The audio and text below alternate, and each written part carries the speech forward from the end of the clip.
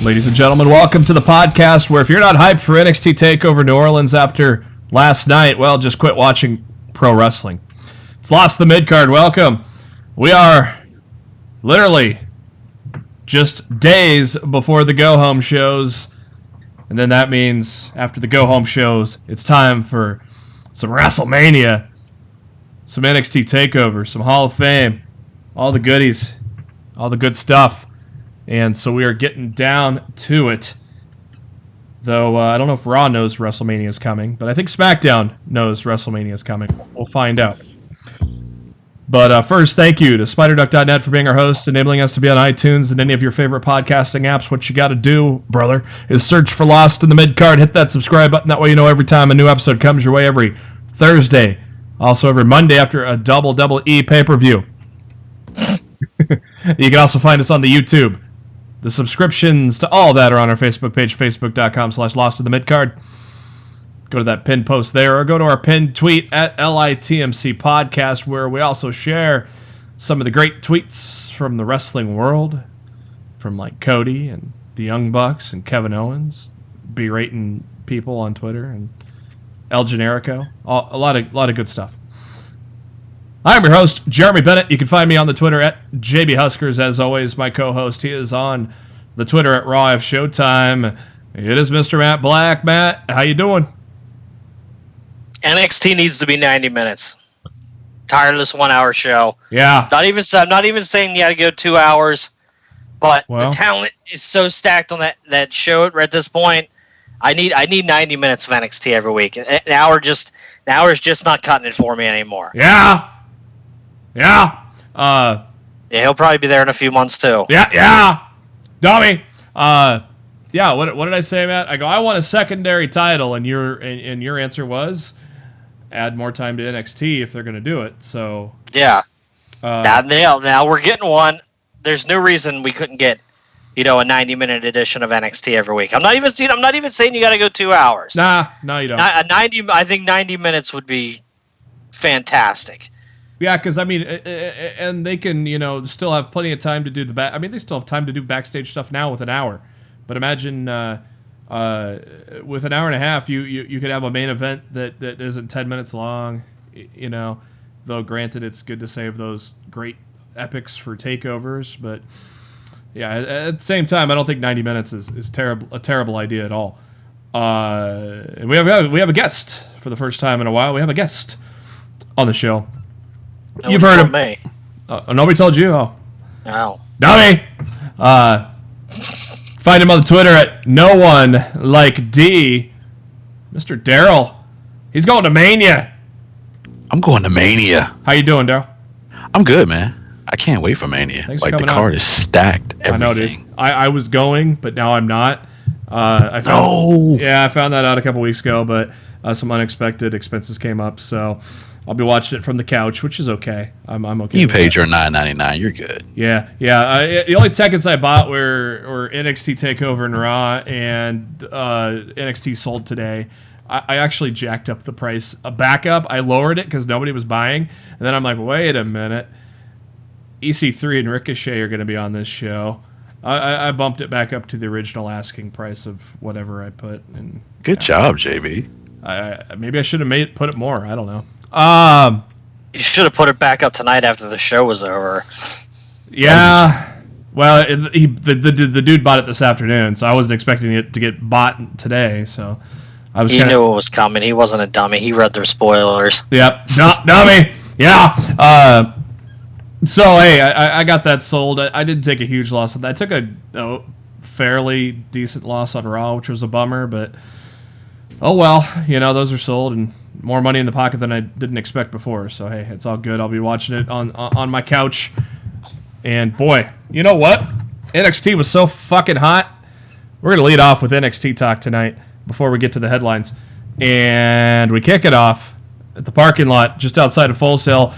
NXT Universe waiting to get into Full Sail University, and a car pulls up beside the crowd.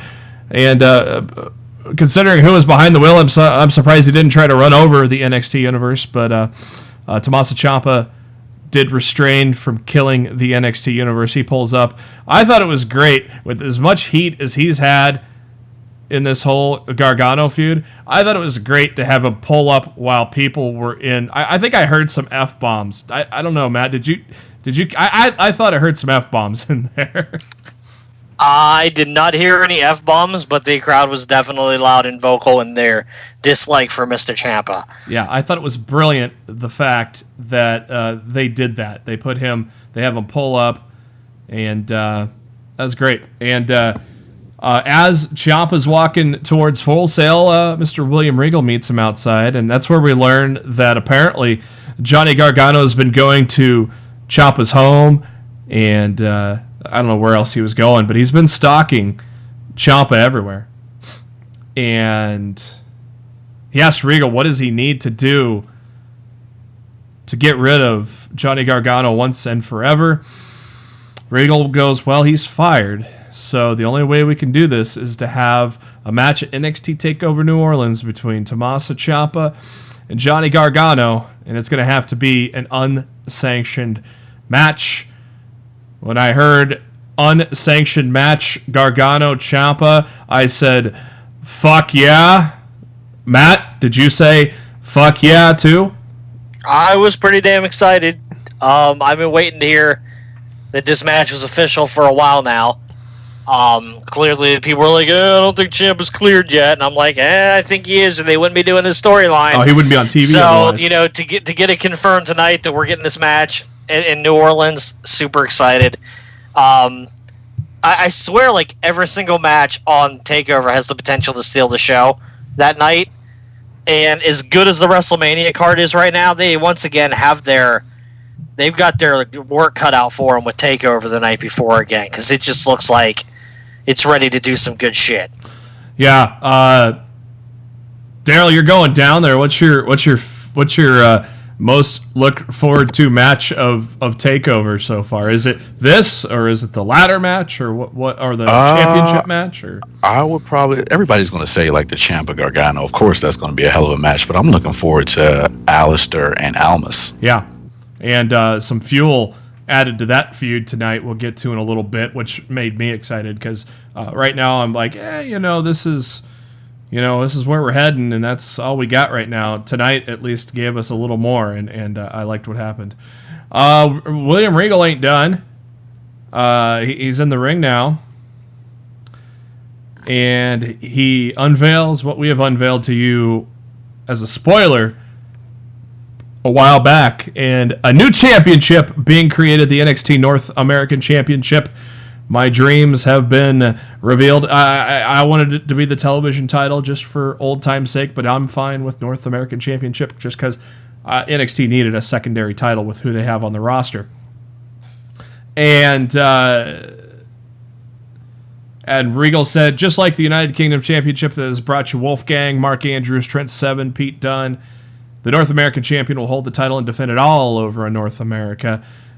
And then we got some new music playing, and it was none other than EC3. Matt, you like that new theme song? I like it all right. It's no, I'm partial to Trouble. Yeah.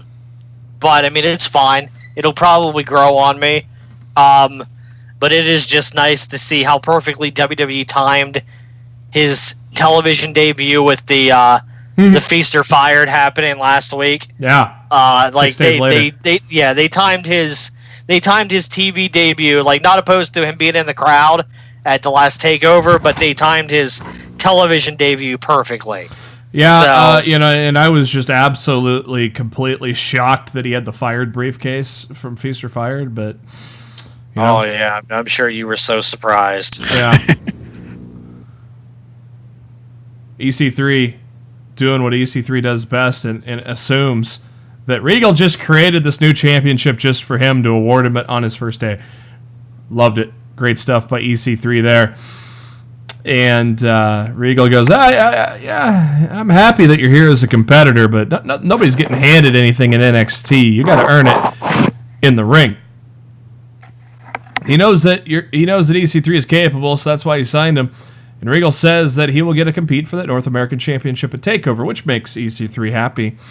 And Regal goes, it's going to be against 5 other competitors with the title suspended over the ring in a ladder match, and the NXT universe at Full Sail went absolutely ape shit once they learned that ladder match and EC3 are involved. Oh, wait, NXT universe, just wait until you hear who else is in it. So it's good. A good debut for EC3. I think that was the amazing. I love the open. Darryl, do you agree? Oh, absolutely. NXT has been setting up Takeover very, very, very well, unlike another show. Yeah, we'll talk about shitty Monday Night Raw later on. John Cena looking like he's trying to force a turd out while slashing his throat. Yeah. Matt, thoughts on EC3's debut? Loved it? Hated it? In between? Well, I know I loved it. I don't really think they could have done any better. Yeah. Introducing him, putting him right into a title picture, establishing the fact that he's a big deal. Clearly, the crowd knew who he was, so that helps.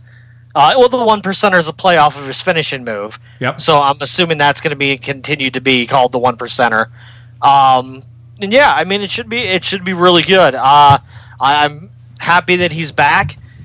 I feel like he should have never been released to begin with, but had he not been released, he would have never found this character. No. So, I mean, it was kind of a blessing in disguise. And, now he's back and he gets to run with this gimmick. And I like I said earlier, I think the same thing's going to happen with Eli Drake. I really feel like he's going to, when his deal's up, I think he's going to come back too. He was able to flesh out this Eli Drake character in TNA. Let me talk to you, dummies. I think he can come back and run with it in NXT as well. I think sometimes releases long term just end up being for the best. Yeah, you're exactly right. There's absolutely no way this character would happen if it wasn't for him going to Impact, because obviously, for those that don't know, he was basically the spoiled cousin of Dixie Carter when Dixie Carter was running the company. And he used that to his advantage many times. And from that grew the EC3 character we know today, now that Dixie's out of the picture, and he continued to evolve the character. I think he goofed off a lot at the end of his Impact run because he knew he was gone, which is fine. It wasn't bad or anything, but he was goofing off a lot.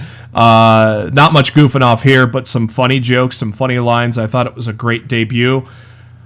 And that ain't the last debut on television this week, huh? What? Akam and Razor. Before that, though, TM61's asked about their loss, and of course they're a little down on the loss. But there's some breaking news going on the other side of the wall as Shayna Baszler and Ember Moon are going at it in the PC with Sarah Del Rey trying to break it up, and that was pretty cool. Good stuff there. Akam and Razor, authors of Pain, take on the Street Profits. This was not even close. Did not last all that long, but possibly a tease that the Street Profits could be breaking up already, which would be weird because they're highly popular. But Montez Ford was busy trying to give Paul Ellering some of that what do you call that? That swag juice, and Ellering would not have any of it. Slapped the cup out of his hand. That pissed off Montez. That distracted Angelo, who walks right into the last chapter. Akam and Razor are in the finals of the Dusty Classic. Kathy Kelly is outside William Regal's office to get some scoops on the other 5 guys in the ladder match. And William goes, the second competitor is Adam Cole. Baby. And in that same segment, Velveteen Dream shows up and says, hey, you look well, Regal. And Regal goes, I know. Kind of reminds me of the 1989 Batman where, what's her name? God, I can't remember her name. I think it's Alicia. She goes, You look good, Jack. And he goes, I didn't ask. But anyways, Velveteen Here's says... your random JB moment for the week, folks. There you go. Velveteen says that it's not an experience unless he's involved in the match. And Regal says he's been impressive lately, so he is in the match. So we know half the field already. And we come back to match number 2. Lars Sullivan just absolutely kills a jobber. Poor guy. Lars Sullivan with a diving headbutt from the top rope. Oh, fuck. Dude, blink and you missed that match. Well, yeah. Like, seriously, like, I was engaged in a conversation with somebody, and I didn't even realize that his music had stopped playing. And I look back up, and I still hear the music playing, and they're showing the replay of the match. And I'm like, holy fuck, I didn't even see it happen. You know, that was very, very quick. Too bad he isn't further along in the NXT career. Him and Strowman together at Mania would be freaking sweet. Yeah, I don't think he's ready for that. No, that's what I'm saying. Too bad he's not further along in his career where he could be the guy. After the match, Sullivan walked by Regal, and Regal congratulated him on the win and says that you're a part of the ladder match, and Lars thinks that's wonderful. And he'll bring the destruction that only Lars Sullivan can, not by his hands, but with a ladder. He also wants Killian Dane. Regal goes, okay, Dane's in the ladder match. And you'll get him next week. And that made Lars happy because, well, you don't want to piss Lars off. So now we have 5 of the 6 competitors announced for the ladder match. Dakota Kai comes to the ring for a match. But oh wait. Too bad. No match for you. No soup for you, Dakota, even though I love you so much. Aleister Black is getting the shit beat out of him by Andrade Cien Almas in the parking lot. And they bring it into the ring. And hits Black with a chair, and there you go, adding a little fuel to the fire. I thought it was funny, Matt, when he dunked Black into the cooler full of ice. I was like, he was open, and I'm like, why the hell is he going to throw him in the freaking ice? But that's not really a heel thing to do in Florida. It's hot outside. You just cooled him off. He helped him out a little bit. Yeah, I mean, it's really not that. What really wasn't that heelish, Almas. You kind of missed the boat there, pal. Yeah, after working him over, I'm sure Almas was getting a little warm, or Almas and Andrade were getting a little warm. So, yeah. That leads us to our main event. Sanity taking on Roderick Strong and Pete Dunne to fill in the last part of the Dusty Classic. And Matt, what were your thoughts on this main event match, and thoughts on the second go-around of Roderick Strong and Pete Dunne as a tag team? I thought the match was solid. You know, I thought everybody worked well. I'm looking forward to what we get from AOP and Strong and Dunne next week. I don't really. It's hard to tell from the tapings how long the match actually goes on. But, you know, I would expect what we get should be pretty damn entertaining. And the end of the night, Kathy Kelly continuing her investigative reporting. Ask Regal who's the last participant in the ladder match. Regal says, I just finalized it. And he has him in his office. And out comes Ricochet, and the NXT universe and the internet explode. So, we have Ricochet, Killian Dane, Lars Sullivan, Velveteen Dream, Adam Cole, Bebe, and EC3. What do you think about that grouping for a ladder match, Darryl? Stacked.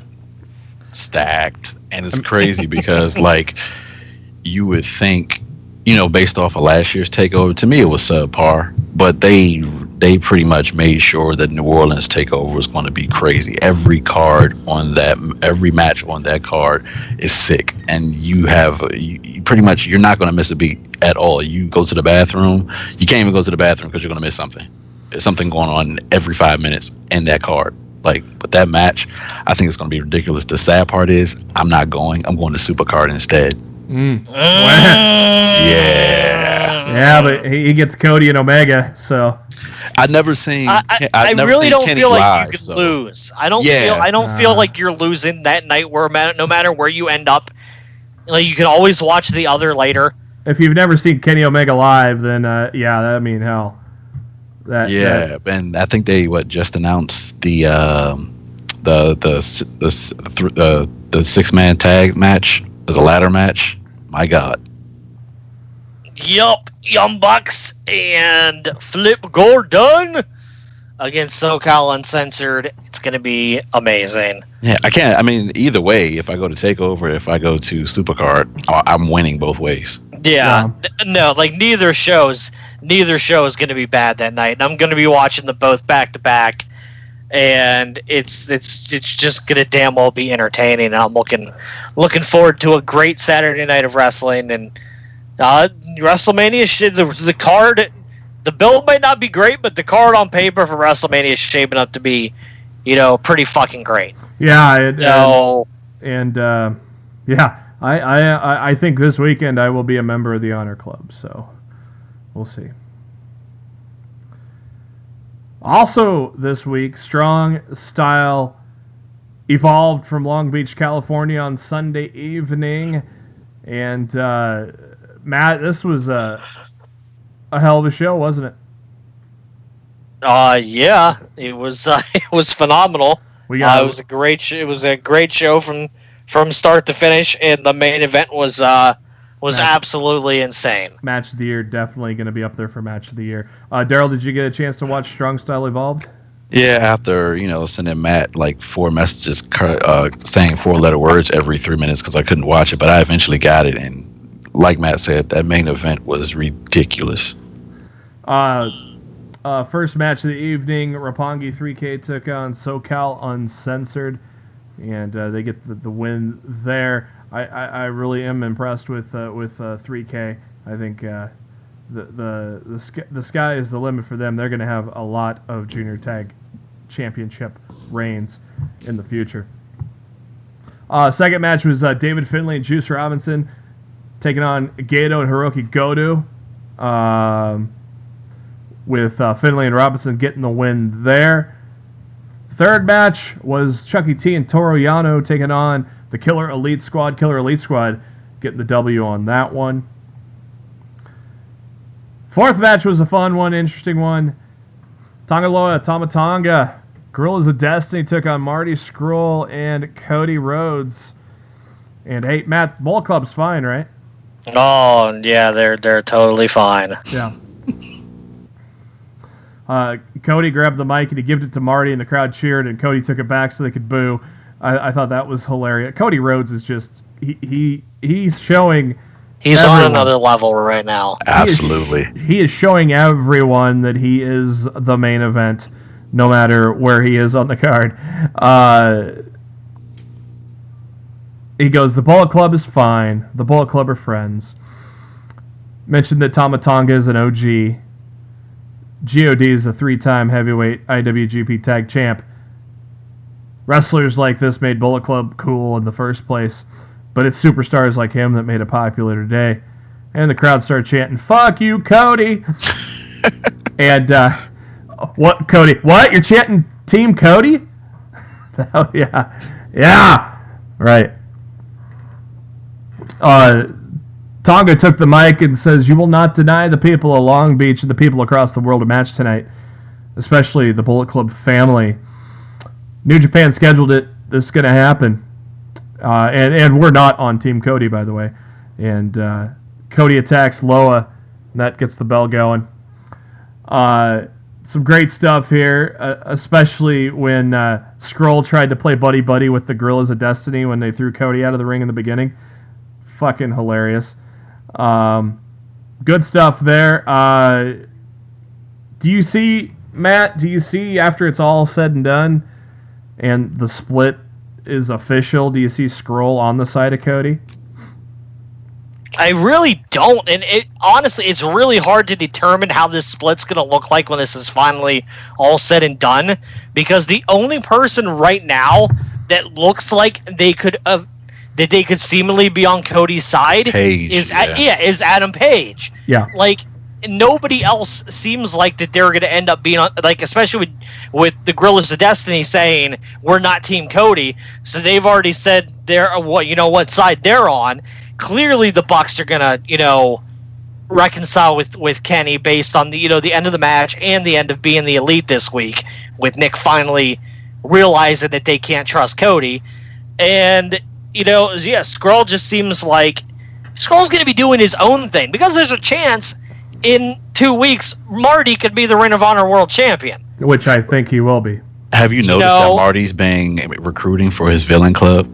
Yeah, I mean, yeah, it's true. I mean, even Marty could even branch out and do his own stable if he wanted to. Like, I don't think he's going to. I think it's just a funny ha-ha thing that they're doing on being the Elite right now. But it's certainly possible. But yeah, besides Adam Page, I can't see anybody currently in the Bullet Club where I could firmly say that are going to be on Cody's side when this is all said and done. Like, they're going to have to add a person or two to the Bullet Club just to flesh out Cody's side of the group a little bit. Yeah, and isn't there a Samoan kind of interfaction within the Bullet Club too, besides just the Gorillas? It's them and Bad Luck Fale. Yeah. I mean, Bad Luck Fale, I can't imagine Bad Luck Fale being with Cody. No. I mean, I guess it's possible, it's but just weird. It almost seems like there's going to be all these pockets. You're going to have Villain Club, the Samoans, the Elite, and Cody. And it's weird. It seems like there's a bunch of pockets forming. It's going to be weird to see if those, all the pockets but one, kick Cody out and Hangman's with him. They just kick him out of Bullet Club. I don't know. It's interesting to see what's going to happen with that.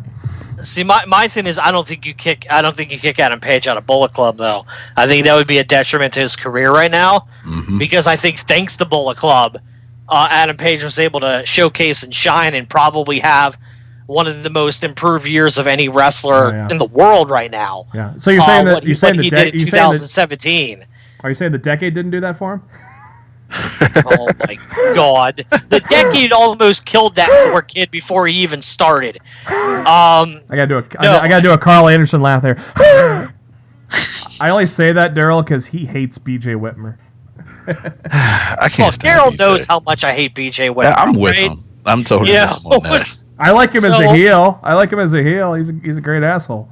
No, so yeah, I think Adam Page not being in the Bullet Club would hurt him a lot long term. I don't think he's ready to branch off onto his own yet. I feel like he will be great as a second in command to Cody, but I'm just really not sure who else is going to fill out that side right now. Yeah. That's really the big question mark. Wouldn't it be crazy if it ended up being Flip Gordon? I was just about to say that too. After all this, Flip ends up being like a double agent or some shit, and he sides with Cody and Page. And I mean, I'm just spitballing here. I don't freaking know, but I mean, it's certainly possible. And Flip Gordon announced today. I think it was today, either today or yesterday. Flip Gordon is announced for the Cruise of Jericho. Sail it on, man. Insanity ensues in match number 5 with an 8-man tag. Dragon Lee, Taguchi, Kushida, and Tanahashi took on Takahashi, Bushi, Sonata, and Naito. Very cool match, obviously. I mean, you got eight great wrestlers just going nuts. It's going to be insanity. I love the Inganables pose at the end of the match there, Matt. That was definitely for the benefit of those with flash photography. Yes, it was. It was. And, of course, one of my favorites, one of my new favorites of Japan is, New Japan is Hiromu Takahashi. The Ticking Time Bomb is fast becoming one of my new favorites in the company. Everybody loves him. I'm not sold on him yet. I'm not there like everybody else is. I will say this, Matt. I've seen him live, and yeah, he's good. Maybe if we're lucky, he'll be at best in the world. Yes, right. Which I am begging to all the pro wrestling gods, please, Ring of Honor, make sure Kenny Omega's booked for that show. Oh God, yeah.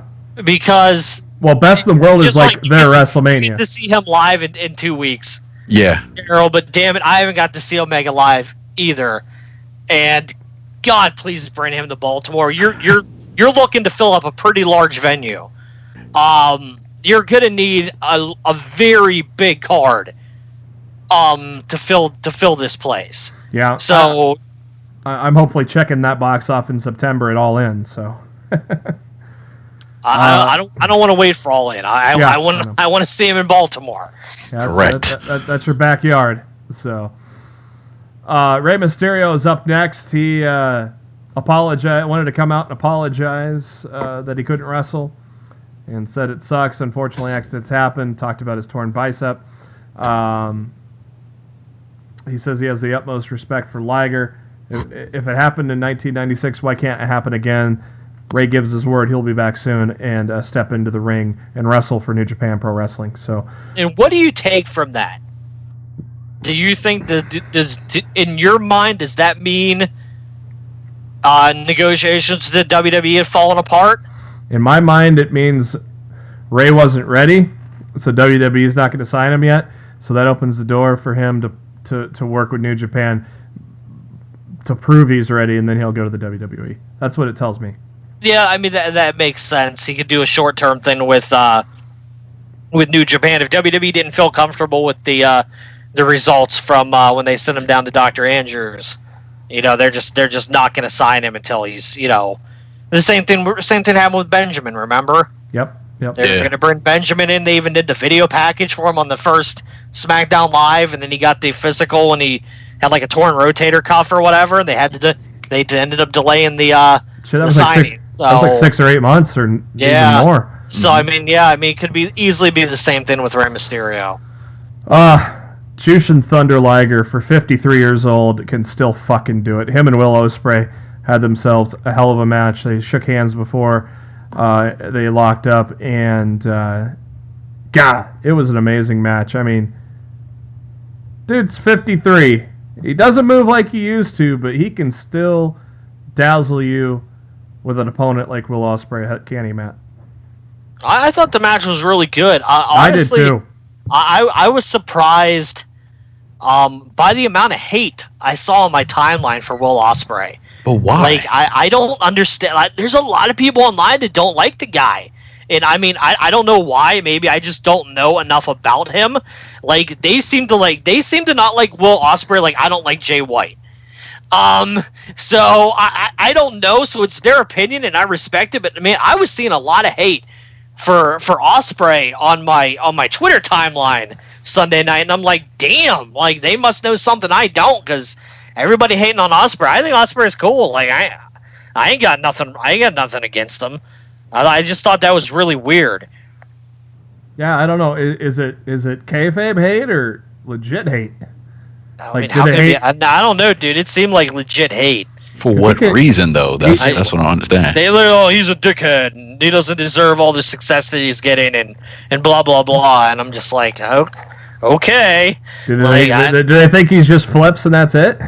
Like, then they were just they're saying he has an attitude problem and he has a huge ego and he doesn't deserve all the everything that New Japan's handing him and blah blah blah and I'm like, I don't see it at all. But I mean, I'm not claiming to watch New Japan every single week. I watch it as much as I can, but I mean, I don't consistently watch like everything New Japan World puts out. I'm more of a viewer with Access TV and the really big events I'll check out on NJPW World, but I'm not like totally with all of it, like the hardest of the hardcore of New Japan.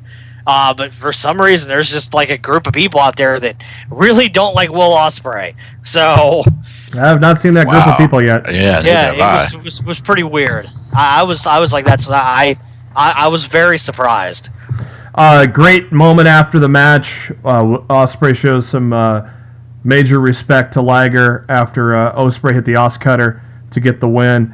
Mysterio applauded Ospreay's performance. Will gets on the mic and says that was junior heavyweight wrestling at its best. He says he would be so proud if he could wrestle like Liger at 53, like Liger's done now. He thanks Liger for everything he has done in his career. So after that, how the hell can you say you hate him? But hey, oh well.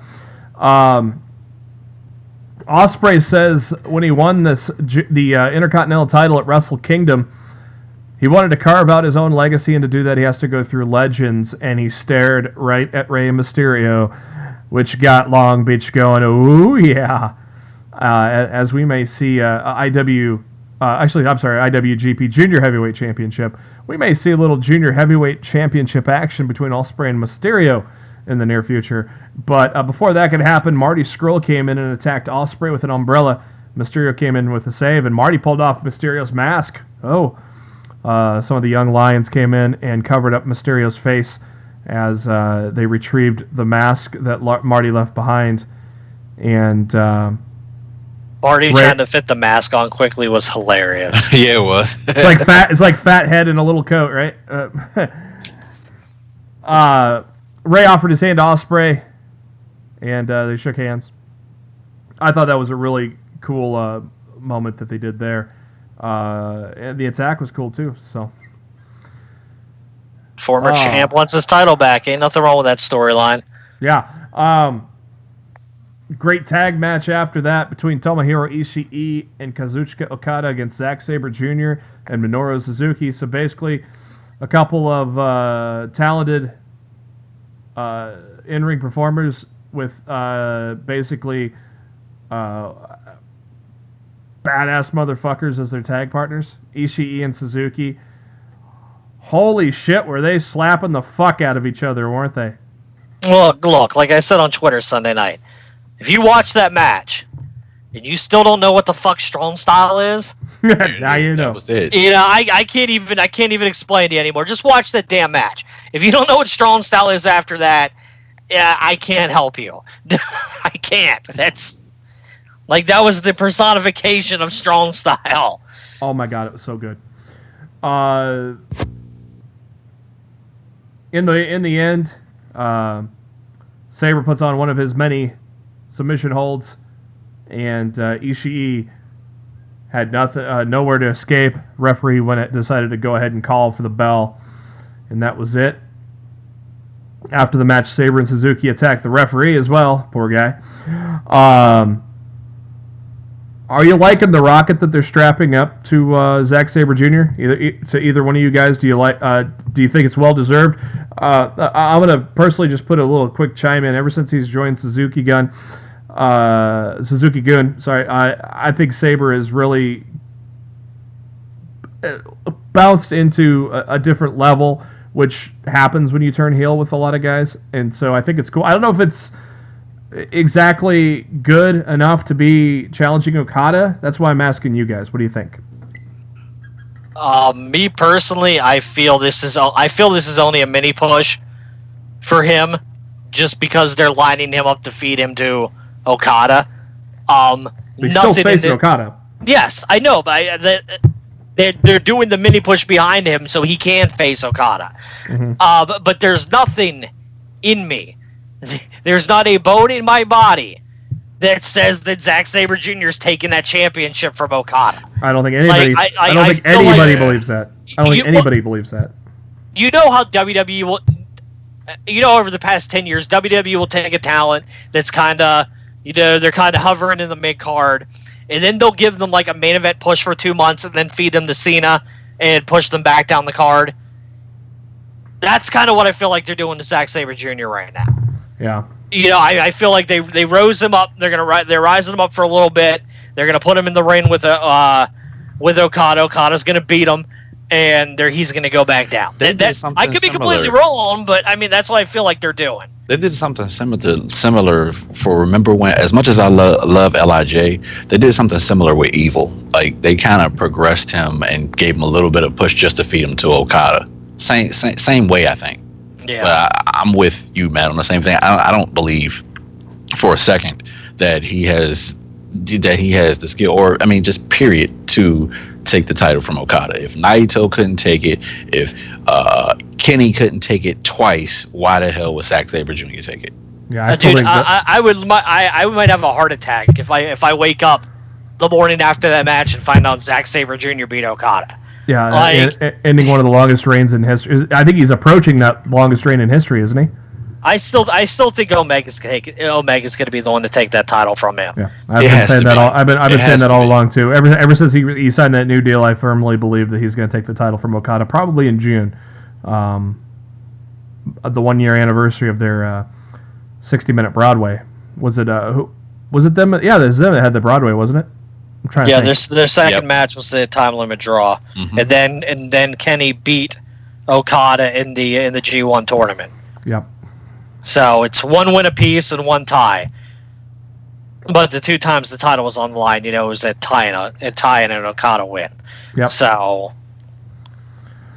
Us fans of New Japan Pro Wrestling got some great news after the 7th match of the evening. This ain't the only United States show of the year, kids. July 7th at the Cow Palace in San Francisco, Fighting Spirit Unleashed. New Japan Pro Wrestling coming back to the United States in July. How great is that, Matt? Dude, if they can sell out the Cow Palace, that's going to be huge for them. And I will be very, very happy to find out if this is another Access TV special or not. Because I think that's just tremendously good exposure for New Japan. Being able to get on live TV, Access. One thing I love about the way Access TV broadcasts professional wrestling is they respect the art of pro wrestling enough that when they're airing it, they don't like when they're airing live pro wrestling, they only run commercial breaks between the matches. Yeah. Like not in the middle of the match, like, we're gonna cut to a commercial break and we'll be back in 3 minutes. Like the only time you got commercial breaks during their specials on Access is in between the matches. And I think that's freaking awesome. I think Access understands, what the pro wrestling people want to see. And I think it's great to anytime you can expose just like a regular WWE fan to something different, I think it's a good thing for all involved. Yeah, I mean, the fucking WWE sometimes has 2 commercial breaks in a match. It's like, you gotta be fucking kidding me. I think commercial breaks should be banned from at least the main event, but just give us that at least, Vince. Just ban it from the main event. Fuck. IWGP United States Championship match is up next. Jay White, Adam Page. This one exceeded my expectations. Yeah, you're groaning because of the result, but this one exceeded my expectations. I thought this was a very good match. And I'm not a gigantic Jay White fan. I love the Switchblade character. I'm not a gigantic fan of him in the ring, more so than Matt, obviously. But I like the gimmick. I like him in the ring. I thought him and Page had a good match, Matt. You don't see it that way? No, the match was good. I hate the Switchblade gimmick. If you want to talk about a guy who's getting like the push that they don't deserve, like people are saying about Ospreay, I'm gonna go with Jay White here, because he was they sent like New Japan sent him to ROH for like a year or whatever as one of those like the overseas test.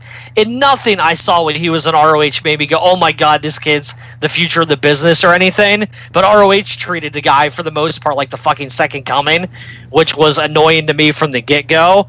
And now he's back, and you strap him with this stupid ass Switchblade gimmick, and you have him take the title off Kenny fucking Omega, and I'm just like, no, like this, I don't buy this guy as being as good as everybody wants to claim him to be.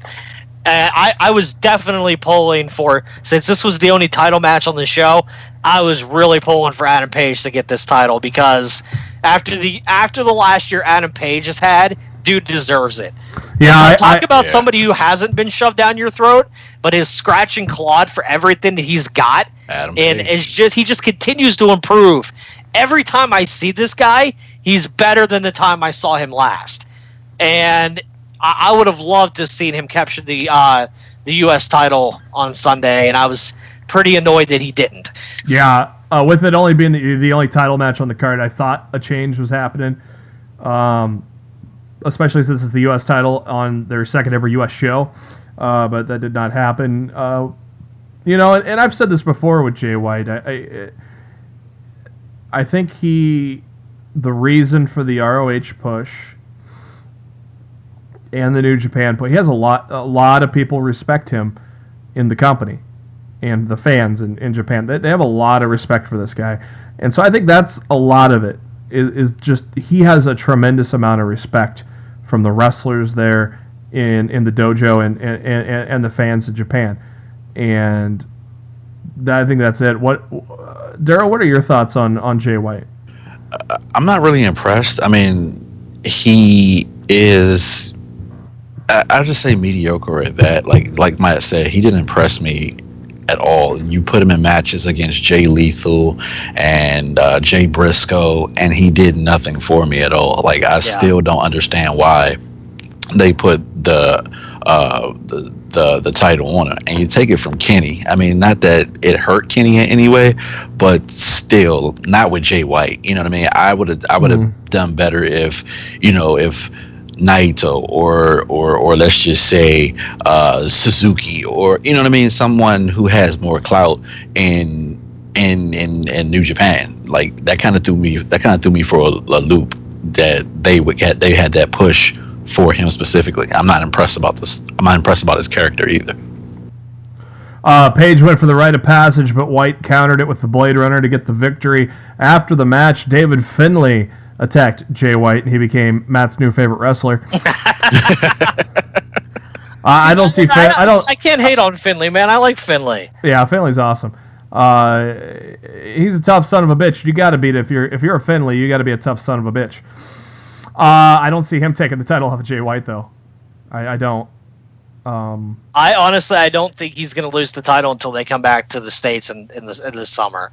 July. I think whoever White's opponent is at the Cow Palace is going to take the title from him. Then I think they're going to do another title change of that title on U.S. soil, and I think it'll be this summer when they go back to San Fran. Who'd you have take it from him? Scroll.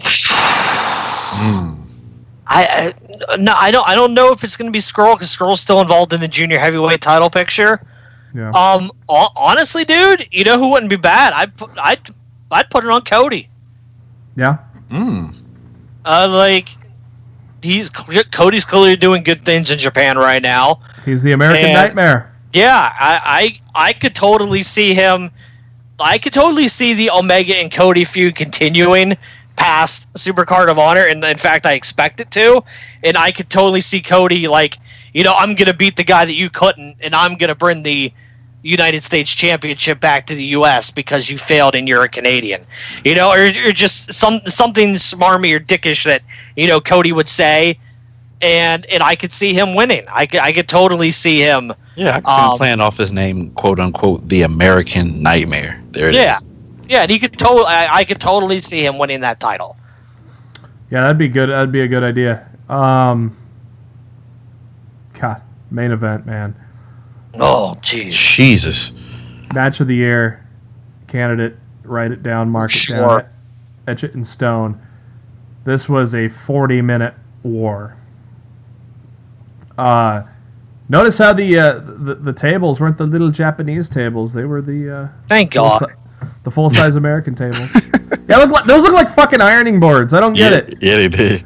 Dude, I hate those tiny-ass tables because, I know the bumps that people take on the regular tables hurt, but those small-ass tables gotta hurt 100 times worse. Yeah, a lot easier. If you're in the States, just use the damn American tables and take it easy on these poor guys' bodies for crying out loud. Yeah, a lot easier to find an edge and a corner on those little tables than it is the big ones. God, is there anything that just completely stands out from this match? Any one or two things that completely stand out? I would say, obviously, I thought the storytelling was phenomenal. Yes, from beginning to end. They just told a beautiful story throughout the entire match, and you were invested, and you were excited, and you were on the edge of your seat, and you wanted to wait and see what was going to happen next. And I thought it was a beautiful thing, man. I don't want to pick just one or two things about the match. I felt like the entire match was a work of art. And to me, besides the fact that and I do agree with Sean Waltman, X-Pac, they needed to cut back on the fact they were dropping motherfuckers on their heads in that match. Especially Ibushi does that a lot, dropping fuckers right on their heads. He needs to cut that out, because I don't want to see any of these guys' careers, shortened by stuff like that. But to me, besides the couple times people land on their heads, like, I can't think of a better perfect match from start to finish than what we got on Sunday on that show. Yeah, I've been watching Omega for several years now, and I don't know if I've ever seen a V trigger with so much stank on it than the two that he put on Matt Jackson at the end of the match. Oh, was it the second one? That second one was ridiculous. Oh, that is such a sweet fucking move. And I'm so fucking tired of hearing from people that the Young Bucks can't sell. Shit. Fuck off. What was Matt Jackson? What was Matt Jackson doing for 75% of that match? He's been selling for 3 months for fuck's sake. That back. He's been selling that back. He's been selling that quote unquote back injury since January. My neck and my back. You know, I'm so sick of the people who want to discredit those two guys for what they've done and what they've accomplished in this industry. It absolutely sickens me. Yeah, I don't get it. The Golden Trigger, which is, if you thought the V Trigger was badass enough, the Golden Trigger, the finishing move for the Golden Lovers. Speaking of which, Golden Lovers pulled off some old school moves too. I can't remember what it's called. The little crisscross, simultaneous moon. They crisscross in the ring and do a simultaneous moonsault. That's the cross slash. Cross slash. Thank you. I couldn't remember the name. So got that the Golden Trigger on Matt. That ended it 1, 2, 3. Omega and Ibushi get the victory after the match. Kenny checks on Matt. Then he poses with Ibushi in the ring. They leave the ring. Cody comes to the ring, yells at Matt and Nick for losing, then pushes Nick down when Nick tried to move Cody away from his brother. Omega and Ibushi come back into the ring, and Cody then hightails it out. And Kenny talks to Nick and Matt, offers his hand. Him and Nick hug, but Matt ain't sure about it, and he leaves the ring. And Kenny then asks for the mic, and he says, "Sometimes it's a sad world when friends have to go to war with each other. In war, there are casualties. This is not the Kenny Omega you're used to seeing. I might not be happy about what happened to the Elite. There's a silver lining, and that is that the Golden Lovers are back. Whether this company likes it or not, he will make sure they're in a featured match because they love to party with you guys. There are issues within the Bullet Club. No, the Bullet Club's just fine, Kenny. Just fine. There are issues within the Bullet Club he wishes could be resolved. People like Cody are only good at talking. You're going to see Kenny Omega beat the ever-living poop out of him." I think that started a poop chant, too. If you liked today's matchup, there's an option to up the ante when they go to a bigger building. Kenny says, "For someone who might have a broken orbital bone," I think he was just selling. Otherwise, we would have probably known by now if he did actually break it. I think we would have heard about that by now. That thing was swollen, though. I don't know when he took that, but that thing was big as hell. Like after that match. And a man who may have a busted lip. Everybody join him, if you will. Good night. Goodbye. It's goodbye and good night, you son of a bitch. Well, I'm reading the results, so tell Richard Triunfo he's a son of a bitch, because that's how I was reading that. Sorry. So, what do you do? What do you do with the apparently the Golden Lovers are going to wrestle in July. Who would you like to see them go against, gentlemen? Well, let me ask you this: how long is Evil out? I don't know. Because you saw in that same match with LIJ and Taguchi, Sonata had both the titles. So I mean, you're already past the Young Bucks. Unless they're going to do something with God, I would probably say. I don't think they would do God. But I mean, even if not, I'm all for a damn rematch. Yeah, I'd take it. Between now and the summer, one of those two teams, between the Bucks or the Golden Lovers, could easily capture the heavyweight tag team titles. I would go with the Bucks capturing them, just so the Golden Lovers say that hey, we beat you guys, and now we want a shot. and I would have the Bucks go over that time. I would have the Bucks successfully retain the titles, to even up the series between the two teams. But I mean, dude, you want to give me the sequel to that, and you want to give me Cody versus Jay White, on the undercard, maybe do a 4-way with Skrull, Rey Mysterio, Jushin Liger, and Ospreay. I'm putting the card together for you in New Japan.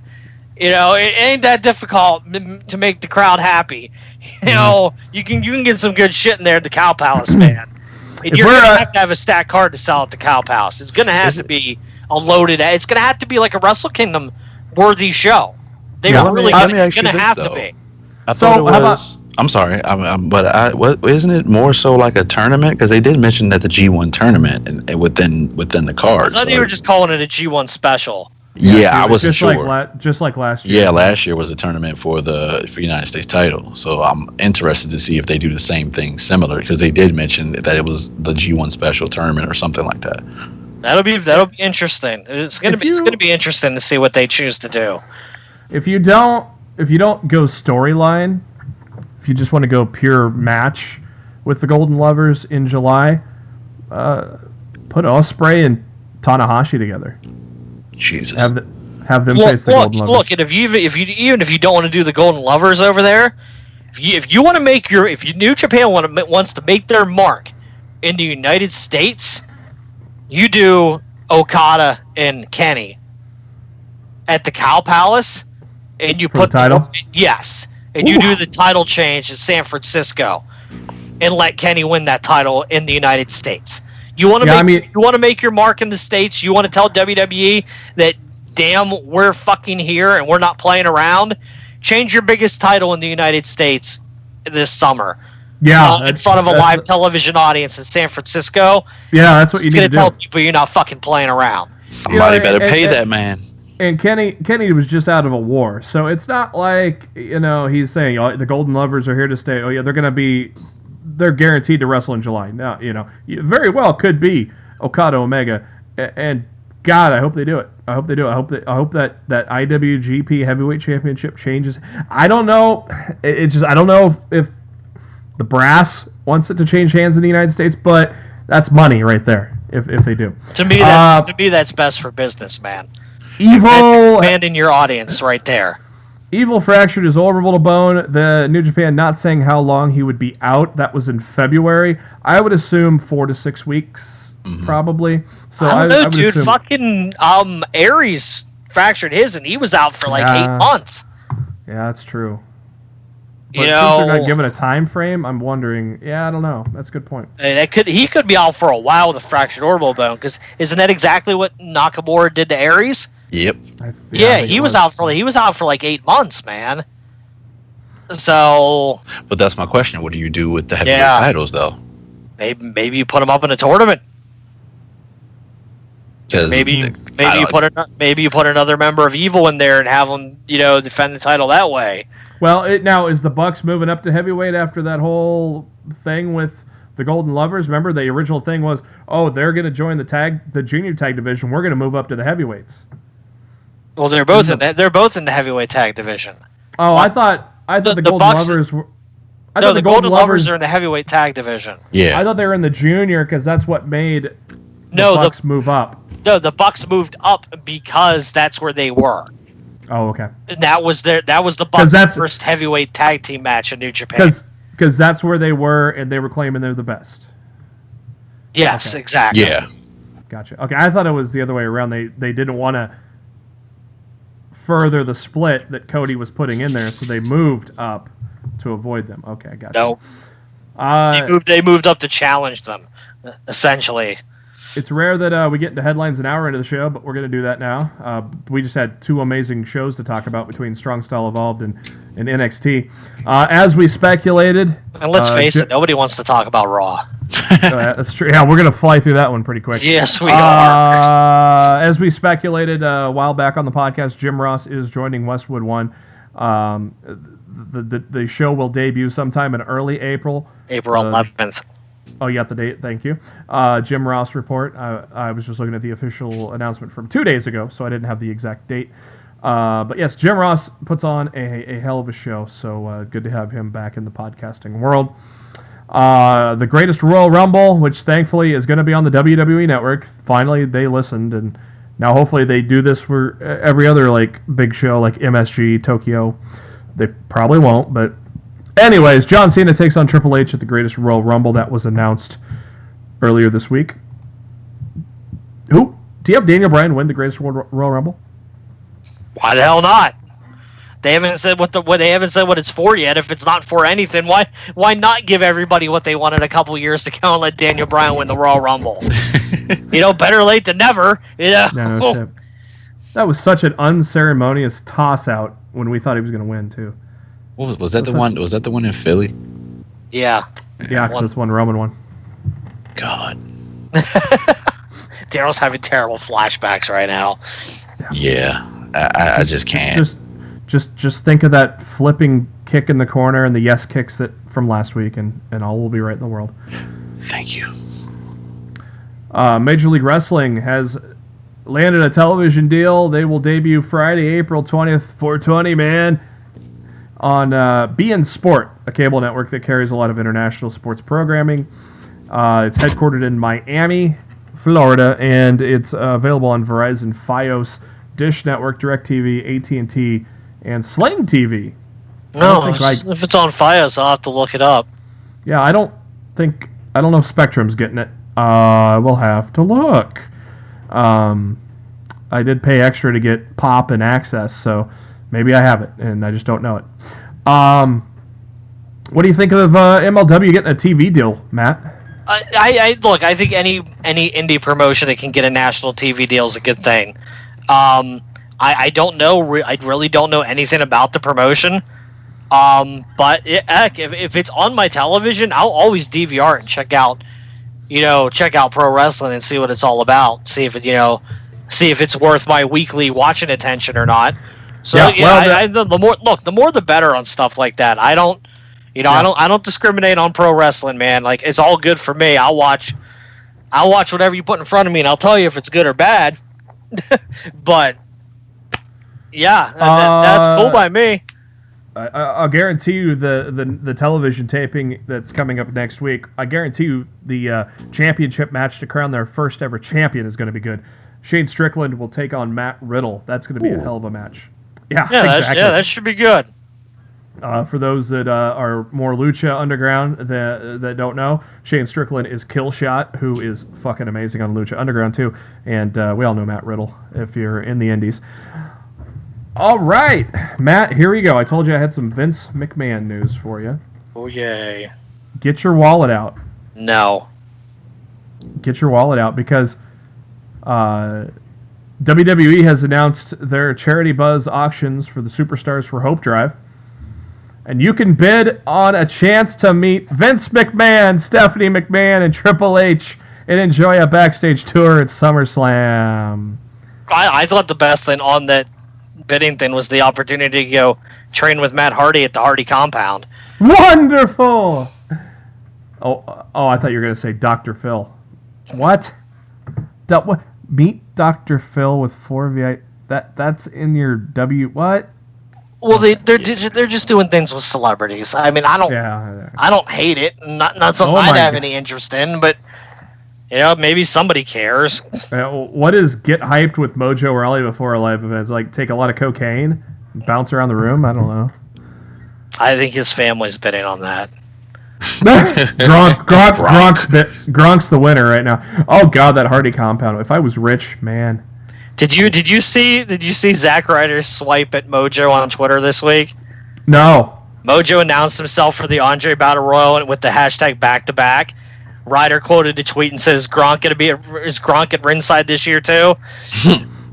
So I was like, yup, because that's the only reason you won last year, bitch. I bet Ryder eliminates him this year. I bet. I'd be cool. They haven't done shit with either guys lately. They ain't gonna do shit with Mojo if they can't. The only way they're gonna do anything with Mojo is if they're able to sign Gronk. If Gronk quits the NFL and they sign him, they're gonna do something with Mojo. But sounds like he's at least if going they one don't, more year. then it don't matter. Yeah, it sounds like Gronk's going at least one more year, according to what people say. But Gronk's Gronk. You never know. Some other cool things. Have lunch with Rick and Charlotte Flair. That's cool. A private music session with Elias with an autographed guitar. Wow. Hell yeah. I will walk with Elias. Escort Bobby Roode to the ring during a WWE live event. Which there was like a photo shoot with Absolution or something like that. I'd be all about that. Yeah, we know you would. I would. Damn right I would. Escort the New Day to a ring at the WWE. That would be fun. I would do that. Fucking throwing pancakes in the crowd, dancing with the New Day. Hell yeah, that'd be fun. A suite for 10 at WrestleMania 35, where you keep warm when a blizzard's going to come. See, that would be the only way I'd want to go to WrestleMania 35. Is in a suite? Yeah. Is in a locked door suite, away from that frigid ass cold air that was WrestleMania 29. That'd be the only way I'd want to go next year. Get me in a damn suite, and then we'd be talking. You could do a CrossFit workout with Becky Lynch. Yeah, I would die.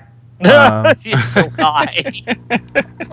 I could not do CrossFit. I'm pretty damn sure. I'm neither cross nor fit, so I don't think I could do CrossFit. I think JB, you'll watch Becky do CrossFit. Oh my, yeah. Followed by a cold shower. Thank you. A bunch of backstage photo shoots, and a lot of these come with tickets to a WWE live event. Backstage photo shoots with Absolution, the Riot Squad. Matt's gonna bid on that. Asuka. Who gonna freaking bid on a fucking photo shoot with the Garbage Squad? I'm gonna bid on the meeting with Vince, Stephanie, and Triple H and give it to Matt because I want to be a fly on the wall with that conversation with Matt and Vince. Oh, dude, I would be blacklisted from all of WWE things after I was done explaining to Vince how badly he books his product. You know who's winning that Riot Squad auction? It's gonna be Enzo. How you doing? Wow. Do you think Enzo's gonna have any money left after he gets out of court? Yeah, probably not. Yeah, if he sells the sneakers. More stuff. You can meet Daniel Bryan and get an autographed championship title. A 1 hour pitch meeting with Mark Cuban. I'd be just like, hey, Mark, can I get a grant? There you go. Another Batman random 1989 reference. 2 tickets to every pay-per-view in 2018, plus the Rumble and Mania. Wait a second. 2018's like a quarter of the way, or already a quarter way in it. But you're getting Rumble and Mania next year too, so that ain't too bad. But I mean, what's included in that? I mean, just tickets and you got to fly your way every month, or I highly doubt that. But to me, like if you're gonna do that, like I'm talking, you better be including airfare and hotel accommodation to every single one of these pay-per-views. So okay, I'm just not getting a whole bunch of damn tickets and then having to fly myself around the world. I got the site up right now, so here are the current bids. No, I'm not going to go through all of them, but I'm going to go through the fun ones. Oh, I am curious. I am curious on some of these. Let's hear these. The Mark Cuban thing I just talked about, $72.50. $72.50. That sounds about right. $7,000. Sheesh. That's insane. Everything's going to be 4 digits, I think, basically. Oh wait, 2 tickets to Wizards Hawks game. Plus a autographed jersey is at 0, so maybe you can Ouch! Ouch! Meet Daniel Bryan and get an autographed title, $3,100. The Triple H, Steph, and Vince is at $77.50. That's the top one right now. What's the Matt Hardy? What's the Matt Hardy one at? We're getting there. Lunch with Rick and Charlotte, $4,500. Guitar session with Elias, $1,750. Behind the scenes tour at headquarters in Stamford, $2,500. Here you go. This will be interesting. Absolution's photo shoot, $1,000. Riot Squad's photo shoot, $1,000. Really? Wow. That's really surprising. That's really surprising to me. That makes me want to waste some money and win that Absolution thing, because that's actually not too far terrible. Yeah, getting my picture with Mandy Rose. Yeah. Lord. This one I didn't mention before, but appear in an episode of WWE Game Night hosted by Heath Slater. That's at 1750. The Oscar I didn't even know shoot, they still filmed that show. Yeah. Oscar photo shoot is at 2300. Carmella photo shoot is at 1100. Did you imagine what for one person instead of a trio, or going for higher than Paige, Mandy, and Sonya? That's insane to me. That's insane. The CrossFit workout is at 2100. The photo shoot with Nia Jax is at 1100. What the fuck? The Big Four VIP. I didn't mention this earlier. Big Four VIP package. That's SummerSlam, Survivor Series, Rumble and Mania, and lunch with a WWE superstar. $57.50. Ooh. The suite at 35 is at $67.50 right now. Honestly, that's not bad for 10 people. Right. No. That's not bad at all. You get 10 people together into that. That's not a bad price. Let me see if I can figure out when this ends. 12 days, so it's gonna. Yeah, it could get a lot higher. Bookmark this. I would love to come back to this at the end and see where all this stuff falls. Yeah, I will do that here right now. Escort. Sorry, I'm doing two things at once. Maybe you broke the internet. No, I'm just trying to pull up my calendar so I can. Let's see, 12 days. So, hopefully right around WrestleMania. Hopefully this shit is still up on when we record on the 11th. Or should we just revisit it next week? We'll figure it out. All right, I'll put it on the 11th for now.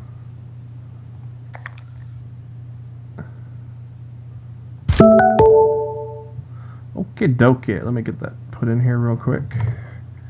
I'm still. All right. The Matt Hardy thing better be more than $1,000. Escort the New Day to the ring, $37.50. Escort Bayley to the ring, $17.50. Escort Bobby Roode to the ring, $1,100. That is not glorious. Wow. This was not on the list, but a CrossFit workout with Seth Rollins. Yes. Oh my God! No. I would do that. I would die. $1,100. Really? Dude, Becky's is double the price. That's insane. Because Seth Rollins is Mr. CrossFit. I feel like if I tried to do CrossFit with Rollins, I would die. That's CrossFit Jesus. You're gonna watch. Obviously Becky's making more because you're gonna watch her sweat. I mean, hello. On top of the CrossFit workout, you get 2 tickets to Raw in LA on the 19th of November. Meet Miami Heat players with 2 games, 2 tickets of next season of your choice, $22.50. The 2 tickets to every pay-per-view plus Rumble and Mania next year, $28.50. Really? Damn, really? That's not bad, dude. There's still 12 days. Yeah, you got 12 days. I know, but still, I mean, like, if these don't go up much higher, some of these ticket auctions, price-wise, if you break it down, they're not that bad. Somebody's gonna get a steal. Yeah, that's what I'm thinking. I guess let's revisit this next week too and compare. I think it'd be a good idea to revisit it next week too. Yeah. Meet Xavier Woods and to have a cameo appearance on Up Up Down Down is at $8.50. Ouch! That's like the bottom of the barrel next to the $0 one right now. But I would do it though. Get Hyped with Mojo's at $1,000. What the? How is that higher than Up Up Down Down with Xavier Woods? I know, man. I'd love to play video games with Xavier. That's weird. I told you, man. Fucking Mojo's family, man. They just playing the bidding war against each other. Hopefully next time SmackDown's in town, man, I'm definitely going to the arcade bar because I know I'll be running into Xavier Woods. Backstage photo shoot with Naomi, $1,100. Ooh. Can I escort her too? Ooh. Yeah, Jimmy might have something to say about that. I can come to and watch.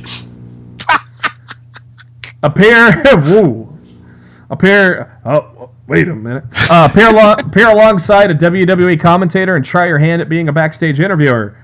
$1,400. Hey, I can interview Jim Ross, so I could be a backstage interviewer. I could do it. $1,400. Attend a University of Florida game with Titus Worldwide.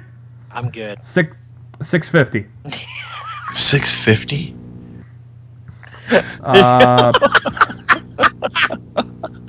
Private promo class with an NXT coach at the PC. $850.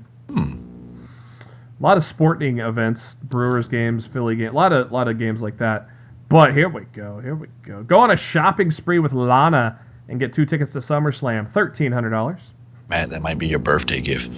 I would love it. That would be awesome. Tour the PC with Matt Bloom and have lunch with an NXT superstar. $1,100. Shit, for another $400, you can pay the regular price. Yeah, yeah, true. Pretty much. Have your face painted by the Ascension and receive 2 tickets to a WWE live event. $850. $8.50. Got it. Go toy shopping with Zack Ryder and receive 2 tickets to a WWE event. $700. I would pay that. I would pay to hang with Zach. Same shopping spree this time with Natalia. That's at $800. Dr. Phil's at $550. Jesus Christ. You can tour Stupid Buddy Studios with Seth Green. That's at $500. Why is the Matt Hardy one end already? I did not come across it. There was a train at the compound with Matt Hardy. Like I know it was there. It ain't in this page, unless I would have not missed it either. It's not on this page. I wouldn't think some of them have ended already. I did sort by ending soonest. So let me try sorting by newly added and see if anything pops up. It looks like it's the same things. What's this web address? I'm heading there now. I'll have to DM it to you because it's charitybuzz.com and then a lot of fucking... Hold on, I'm just going to Google WWE charity auctions. All right, Charity Buzz. Yeah, all right, I got it. Yeah, there's no Matt Hardy. Oh, it was there when they announced it. How could it be gone? It's not on the page. It was deleted. It was deleted. What the hell? That was the main one I wanted to know about. I did a search for Matt Hardy on Charity Buzz and nothing comes up. The fucking Let me just try Hardy. The fucking shit.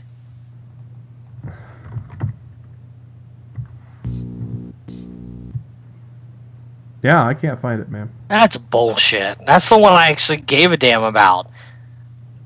Maybe they're going on. Maybe they're starting auctions at like different times, so maybe that one just hasn't started yet. Yeah, because the PW Insider had the article, or had Matt Hardy on there. Yeah, I mean I think that's where I saw it about. I'm like, oh, that sounds really cool. Huh. I guess we'll go back to it next week and see what happens. Yeah, I got it set up to run. That's really weird.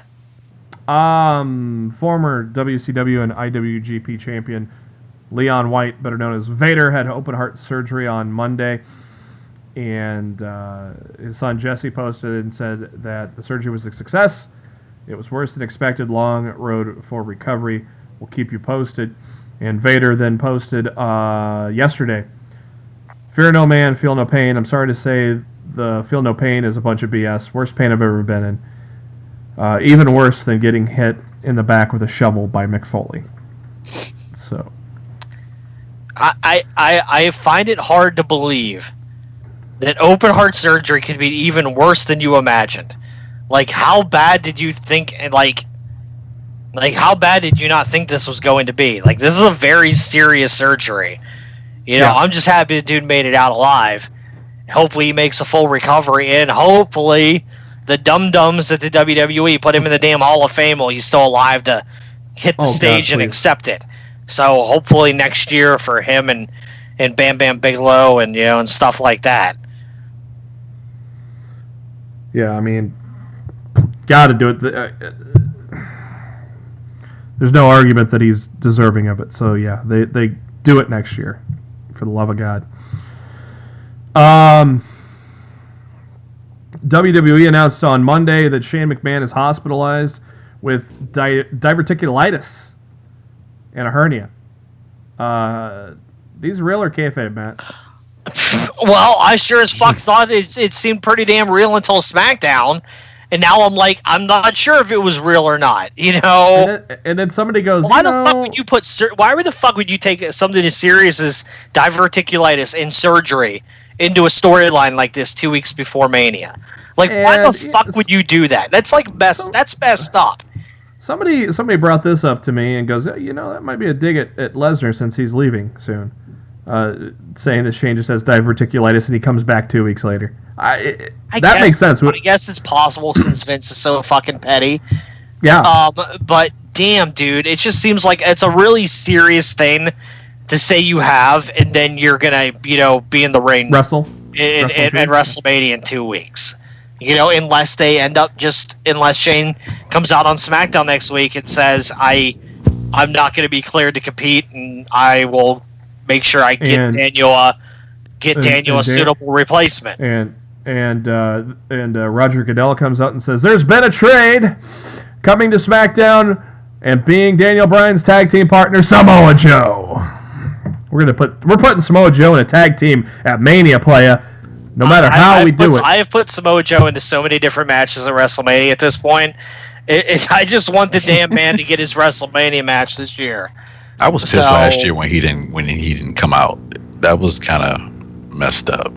Yeah, the dude deserves to be on Mania this year. I hear he's cleared. Yeah. So I'm hoping that's accurate, and I'm hoping we get him. Like, there's so many different holes you could put him in Mania right now. And hell, if worse comes to worse, let the man win the Andre the Giant Battle Royal. Just let him have something. If you're not going to put him in any of the tag matches, just let him win the damn Battle Royal. Yeah, the match is going to be almost a guarantee that it's on the main card this year. So the women's one's probably going to be on the kickoff. Obviously, with the big Andre documentary 2 days later.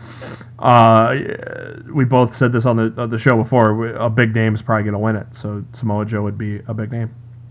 Is WWE ever going to get this women's battle royal right?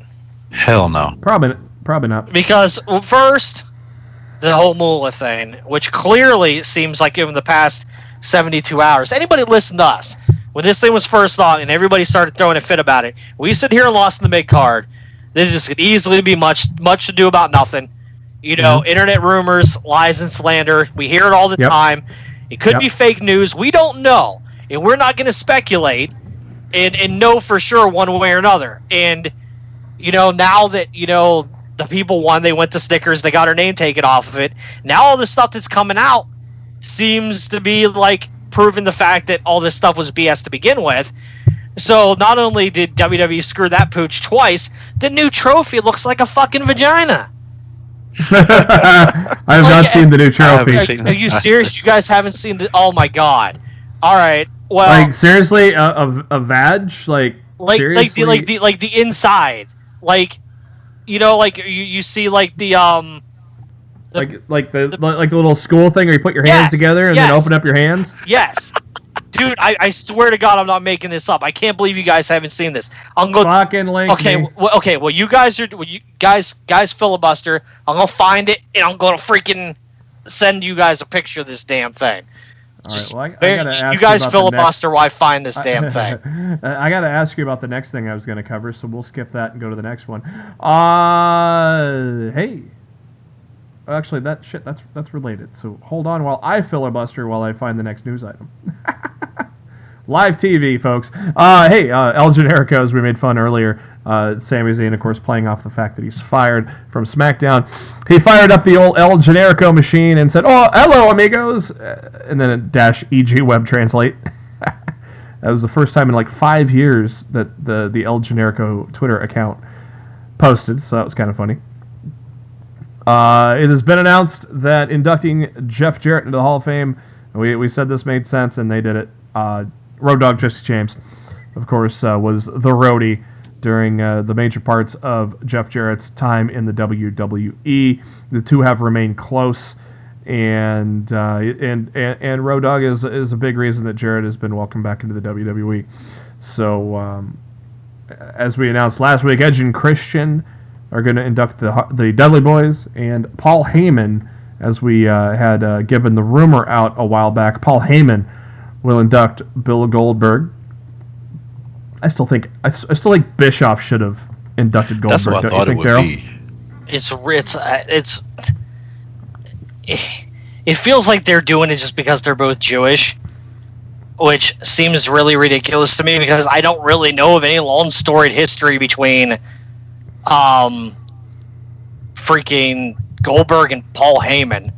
It's really, really weird. Yeah, sometimes WWE gets random with their inductees.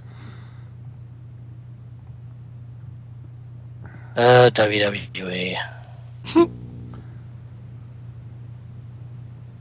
All right, and as we mentioned on the show a month or two ago, it has been confirmed by Cinema Blend that John Cena will be a part of the Duke Nukem movie, which is basically a raunchy version of Doom that came out in the 90s, if you haven't played that before. Very early stages of development, though, so it'd be interesting to see, because Duke Nukem's not PG, so it'll be interesting to see John Cena play Duke Nukem. Yeah, they say there's not even a script on yet. Nope. So... you still looking for that photo? It should be hit you now. I'm hitting Darryl now. Just like I don't have the comparison photos that people made. I can go find that, but I mean that looks like a uterus. That's what I meant. Like that looks like a uterus. Okay, you see the fallopian tubes and everything. Can you freaking believe they did that? Nice. The first winner of the Uterus Cup, Becky Lynch. Hashtag Uterus Cup. JB, you start that. Uterus Cup. Let's get the chant going, too. Is that not just unbelievable? That is horrible. What is it supposed to be? I don't even understand. I don't even understand how WWE can continue to mess this up. Is that official, or is that somebody photoshopped that? I swear to God, that is the official graphic for WWE. I am not messing with you at all. Like, I bet you. Let me go to WWE.com. Let me see if I can officially pull a graphic from off their web page. I'm not fucking with you. Ooh. Ratings this week. Impact continues to rise. Apparently, Austin Aries as your champion has people tuning in. 362,000 viewers tuned into Impact, which only dwarfs. The only one that's topped that amount is their March 1st episode. Before that, you would have had to gone way back to last July before Impact reached those kind of numbers. So good news for Impact. It has gotten better. I have been watching it every week, too. I didn't finish Impact this week, but I got most of it watched. Raw, as we said, not good this week, but the ratings were good. 3.36 million, and that magical third hour, pulls in 3 million for the third straight week, probably because we thought there was a tease of Taker. 3.15 million tuned in for the third hour. Hour 2 peaked at 3.547. Okay. If we go back, all right. Go back a year. I gotta say, the image on WWE.com right now is just a bunch of women brawling in the ring. So maybe they've realized what the logo was, and maybe they're going to change it again for next week's TV. Every other match has a graphic with the people on it, and then you go to the women's battle royal, and it's just a picture of all the women brawling. So maybe there's a chance that they realized that they fucked up yet again. Hashtag bring back the Uterus Cup. I'm already starting it before they pull it. Just give us, look, clearly you're not going to give it back to Molly. Just do like a Sensational Sherry Memorial Battle Royal or something, just because you can't even call this the first WrestleMania Women's Battle Royal, because they did one at WrestleMania 25. Yeah. And that one was a joke because fucking Santina Morella won it. So at least, give it a name or something. And if it's really going to be the first ever, so it can actually be the first ever. So that's just my 2 cents. Stop fucking shit up, WWE. It's not that hard. Comparing Raw doing better overall this WrestleMania season than last by about 100,000. It's pretty close in the ratings. Their go-home show did pull in 3.76, and Hour 3 had 3.6 million on their go-home show. So probably, I don't know if they're going to hit those numbers after that lackluster Raw, but we'll find out. SmackDown lost 300,000 viewers, which surprised me after the return of Daniel Bryan. Maybe went up people against Roseanne, dude. That's true. They went up to the first hour of SmackDown went up against the return of Roseanne. That killed the show right there. Yeah, Roseanne pulled in about 18 million viewers. It was insane. And funny as hell, too, by the way. I watched both episodes before NXT tonight. So they lost about 312,000. And so, yeah, you got Roseanne. Also, on top of that, I bet a lot of people probably wondered if Daniel Bryan was not going to even be there after the attack. So, expect a pretty good increase on the go-home show next week. I think Raw's ratings will be high next week because people now know this Monday is now or never to see The Undertaker. And clearly he's gonna show up and accept the challenge. So I think the ratings will be high this Monday because everybody knows that we're gonna see The Undertaker on Monday. In some form or fashion, he has to be there to answer the match. So plus it's all hands on deck. I mean, holy shit, Brock Lesnar's going to be on Raw for the third straight week. Just finishing up that contract. Yep. Mike Johnson of PW Insider on Monday reported that Dean Ambrose has been pulled from all signing events at WrestleMania Access next week. Anybody that purchased a VIP ticket will get a nice consolation prize. You get both Sting and Ric Flair. Wow. I think that's an upgrade. Yeah, that's why. I know some Dean Ambrose fans won't agree with me, but to me, that you're getting a 2-for-1 and you're getting two of the biggest legends of all time. I feel like you win the lottery if you were sitting on a Dean Ambrose VIP and you end up with Sting and Ric Flair instead. Hey, you know me. You know who my number one guy is. My number one guy is Dean Ambrose. That's an upgrade. And everybody knows if you listen. This is episode 165 of Lost in the Midcard. You know Dean Ambrose is my number one guy. Another Batman 1989 reference. Yeah, what the fuck is with you and Batman tonight? I don't know. I keep throwing out the one-liners from Batman for some reason. Sting and Ric Flair. Hello. I watched NWA when I was a kid. It was 505 Saturday nights. I mean, I marked the fuck out when Network added World Championship Wrestling Saturday nights on the network. I'm like, holy shit, thank you. Why would they pull Ambrose from these? Any idea, Matt? Do you have any? I don't know, but to me, the way it was worded, it didn't sound good. Just he's not. Maybe enough to travel, or he had some kind of argument with the company.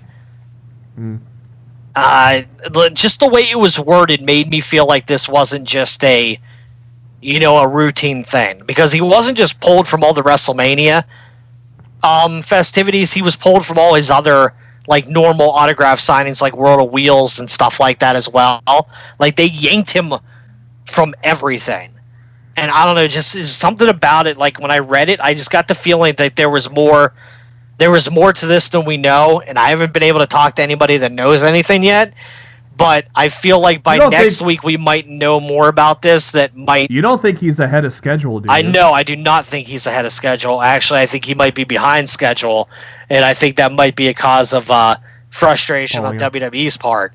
But yeah, something's going on there. What do you put that on Ambrose for not committing to rehab enough? Is that what you're getting at, or? I like I said, I don't want to speculate on this until I can talk to a few people. Hopefully I'll be able to touch base with them by the time we record next week. But just the way I read that report said to me that there's more to this story than we know right now. So hopefully we'll be able to get some more information by the next time we record. For those that did purchase WrestleCon packages for Sting, don't worry, they're just rescheduled. The red face paint will be on Friday from 9:30 to 12:30 p.m. I wonder if that's 9:30 a.m. to 12:30 p.m. Yeah, that would be it. They didn't put an AM or PM on the 9:30 part on primetime appearances there. And he'll also be there with the Crow face paint on Saturday. Yeah, 10 a.m. to 1 p.m. So yeah, that should be 9:30 a.m. to 12:30 p.m. So he'll be there Friday and Saturday. Don't worry for those that may have purchased that. If you watched Mixed Match Challenge, you see that Charlotte Flair did not accompany Bobby Roode in their semifinal match last night. And it has been announced that she underwent oral surgery due to an infection. So she's been off the road this week, and the decision was made to give her time off to recover because, well, she's got a little match against Asuka at WrestleMania. Yeah, apparently she was swelling up backstage at SmackDown on Tuesday, and they just figured, you know, we're just gonna play it safe and let you rest up for WrestleMania. And honestly, that's what they should be doing for all their talents right now. You know, they're taking it easy with Styles. They're, taking it easy with Charlotte. They are, because there's a lot of promos. You don't want to take any risks right now. No. You have such a great card put together. Don't fuck it up by being overzealous on the road to WrestleMania. They're kind of doing that now. I mean, there's a lot of promo-heavy shows for the most part, and in short matches. Well, you know what? We're going to get a 7-hour fucking pay-per-view in a week and a half. I think we're okay with some promos right now. Yep. It's kind of funny because both Matt and I were like, "Yeah, bullshit." When I first heard it, it just came out of nowhere, and we're replacing her in the Mixed Match Challenge, and I mean that's when the main announcement came out. I'm like, "Oh, you guys, you were putting her in the room with Asuka next week, and you don't want that to happen?" Yeah, you heard it from me first. Was how that happened, wasn't it?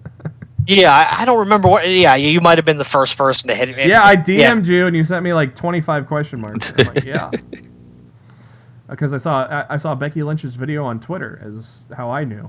I didn't even see any news on it yet until because there wasn't. I don't think PW Insider had even reported it, and I saw Becky Lynch's video, and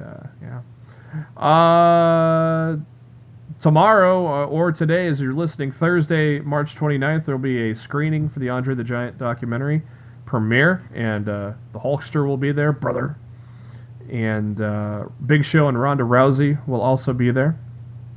I cannot wait to watch that documentary. I've heard it's excellent. We'll definitely talk about it. We are not going to watch 205 Live probably on that night after SmackDown, because as soon as SmackDown's over, I'm going to HBO. So I will be watching 205 Live because I don't have HBO. Bummer. Bumble. Congratulations. Congratulations go out to a couple of two married couples in the WWE. First, Mike and Maria Kanellis. Welcome to Girl as well, and not too much longer after that. Came a little early, but we got ourselves Monroe Sky Mizanin as Miz and Maurice welcomed their little girl to the world last night at 11:40 p.m. So congrats to the Miz and Maurice. I bet the Miz is overly just the Miz is now embarking on the busiest week of in his life ever. But starting with the birth of his daughter, going into WrestleMania. I bet he is so relieved. That she came early. She's here. I don't have to worry about it. I've got her now, and I don't have to worry about her during Mania. Because Mania, you're everywhere that whole week. You're everywhere, promoting, talking, everything. It's insane. So yeah, but congrats to Mike and Maria and Miz and Maurice on welcoming little girls into the world. And our good buddy Scott Fishman put on Twitter.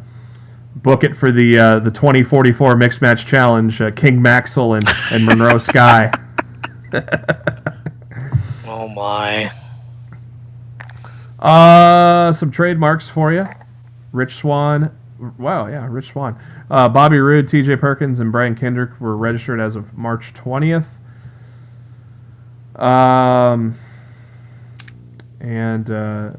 An Alliance of American Football trademark was also filed. I bet Vince is still stewing on that one. And in this surprises no one file, 5-Star Wrestling is no longer. Jesus, that was fuckery from the beginning. Honestly, I'm surprised they lasted as long as they did. Yeah, big venues that hold 10,000 people and maybe a few hundred people were there. Hemorrhaging money probably is an understatement for that. Pat McAfee, former Indianapolis Colts punter, apparently he impressed the company enough at the NXT Live event a month ago. He has signed a deal, and he will be joining the broadcast for the kickoff show. So very excited to see Pat, somebody different in there. Yeah, the takeover pre-show. He was actually on Busted Open Radio this morning with Bully Ray and LaGreca. He sounds like a pretty knowledgeable dude, down to earth. Sounds like he should be pretty fun in the pre-show booth for Takeover a week and a half from now. Yeah, him and Adam Cole traded some social media jabs, and he helped Aleister Black defeat Adam Cole at the Indianapolis Live event. He's also a comedian, a radio host, and a podcaster since he retired from the NFL. So yeah, I'm excited to see him on the pre-show there. He'll join Charlie Caruso and Sam Roberts, and hopefully Adam Cole makes a cameo. Adam Cole's a little too busy that night to be worrying about the pregame show. Yeah, so right now he's got like 2 damn matches to prepare for. There's 5 matches on the card, and Adam Cole's on 6 of them. Baby. A big bombshell dropped by as teased by Mike Johnson. Basically, last week, just after we had recorded, the afternoon actually, day after we recorded last week, that WWE Hall of Famer Hulk Hogan is having talks with the WWE on a return, and there's no word yet as to what role Hogan can play with the company. The obvious choice, Mike says, is GM for SmackDown, since Bryan's going to be a competitor now. And he's done that in Impact, so we know Hogan could do a good job with that. It could be simply that he's returning to his former duties as an ambassador to the company. Some people think he might be Braun Strowman's partner. That may sound far-fetched, but Matt kind of convinced me that it ain't. If they do it, if they do it the way that I laid it out, they can easily do it and it'd be fine. Hey, lay it out for me, brother. Look, if that's what they're gonna do, the easiest way you lay it out is you have it look like Braun and Hogan are gonna win in the bar walkout, and they get counted out like Money Inc. always used to do, grab their tag titles and leave, and then you just do you have Hogan and Braun win, but the titles don't change hands. Then you have Hogan and Braun do a WrestleMania pose down to the Real American theme. The crowd will pop for it. It'll be funny. It'll get Braun even more over as a babyface than he already is, because for people that only watch really WrestleMania every year, this might be their first time really seeing Braun Strowman as the star that he is right now, and you see him in the ring doing a pose down with Hulk Hogan. It'll solidify him as a big time player for all those casual viewers for years to come. So I mean, if they're not going to change the titles and Hogan would work, I still want it to be Samoa Joe. Hogan would also work as the general manager if they wanted to do it. Honest to God, I would just wish Hogan was back under WWE's umbrella just so we could get him back in the video games. Because mainly that, honest to God, that's the thing I miss the most. Because we get all these awesome video game rosters every year, and it's just such a sore missing spot that you get. You have all the guys from the 80s except for Hulk Hogan. And it's just kind of like you see this big gaping hole in the WWE video games roster that just him being back with the company in an ambassador role would be enough to put him back into the video game products. So like whatever they decide to do with him, I'm cool with it. I would not be surprised to hear a Real American Blast at at the Silver Dome, brother. In New Orleans in a week and a half. So I would not be surprised at all. That flub up withstanding. That was one of the great opens of WrestleMania history. Nobody's gonna forget that flub up of the Silver Dome. It was too fucking funny, and that opening was phenomenal. I was there. Still, out of all the WrestleManias I've been to, I think I had more fun at 30 than any other WrestleMania. It was great, and Darryl, you're gonna love that arena's environment. I know it's not like the newest high-tech arena or whatnot, but the way that dome sounds, the seats are comfortable. I felt they were a hell of a lot more comfortable than Dallas's seats. And just the way that stadium sounds in that dome with that sound, it's an electric experience. And you're gonna have a blast there, man. Well, that's part. You might want to buy a Marty Scurll umbrella apparently, because it looks like it's 6 straight days of 80% chance of thunderstorms. Oh, I have one in the back of the truck. I'm good. Whoop whoop. Mm-hmm. Yeah. The weather looks like shit, but the food down there is delicious, and the venue, the Superdome is a great venue for pro wrestling. Well, that's part of the reason why I decided to go, because not to say last year was horrible, but sitting in Orlando, in the seats that we have, and anytime that WWE has a WrestleMania in an outdoor stadium, you run into the issues of the seats where they're blocked by the pillars that hold up the cover over the ring. So you have those obstructive view seats, and as far as that stadium was concerned and where I was sitting, I'm literally like wrenching my neck trying to find the nearest screen to see what's going on at the mat in the ring. So I'm actually excited to be in a Silver Dome, as Hogan calls it, and and pretty much just experience it for the most part, because I won't be going next year, because as long as I know Matt always tells me that's the coldest he's ever been in MetLife Stadium. So dude, blizzard. Dude, I was at a Steelers game in Pittsburgh in November, and against the Ravens, and I was colder at MetLife in April for WrestleMania than I was colder in November in Pittsburgh at Heinz Field to watch that Steelers game. So if that doesn't tell you how freaking cold it was, I don't know what will. And there's always a chance it could snow. Right. Legitimately, beginning of April, New York Northeast weather. They could easily get a blizzard that weekend. It could be an absolute disaster for the WWE up there, and there's nothing they can do about it. Vince got lucky. He got lucky the first time, and now he's tempting fate.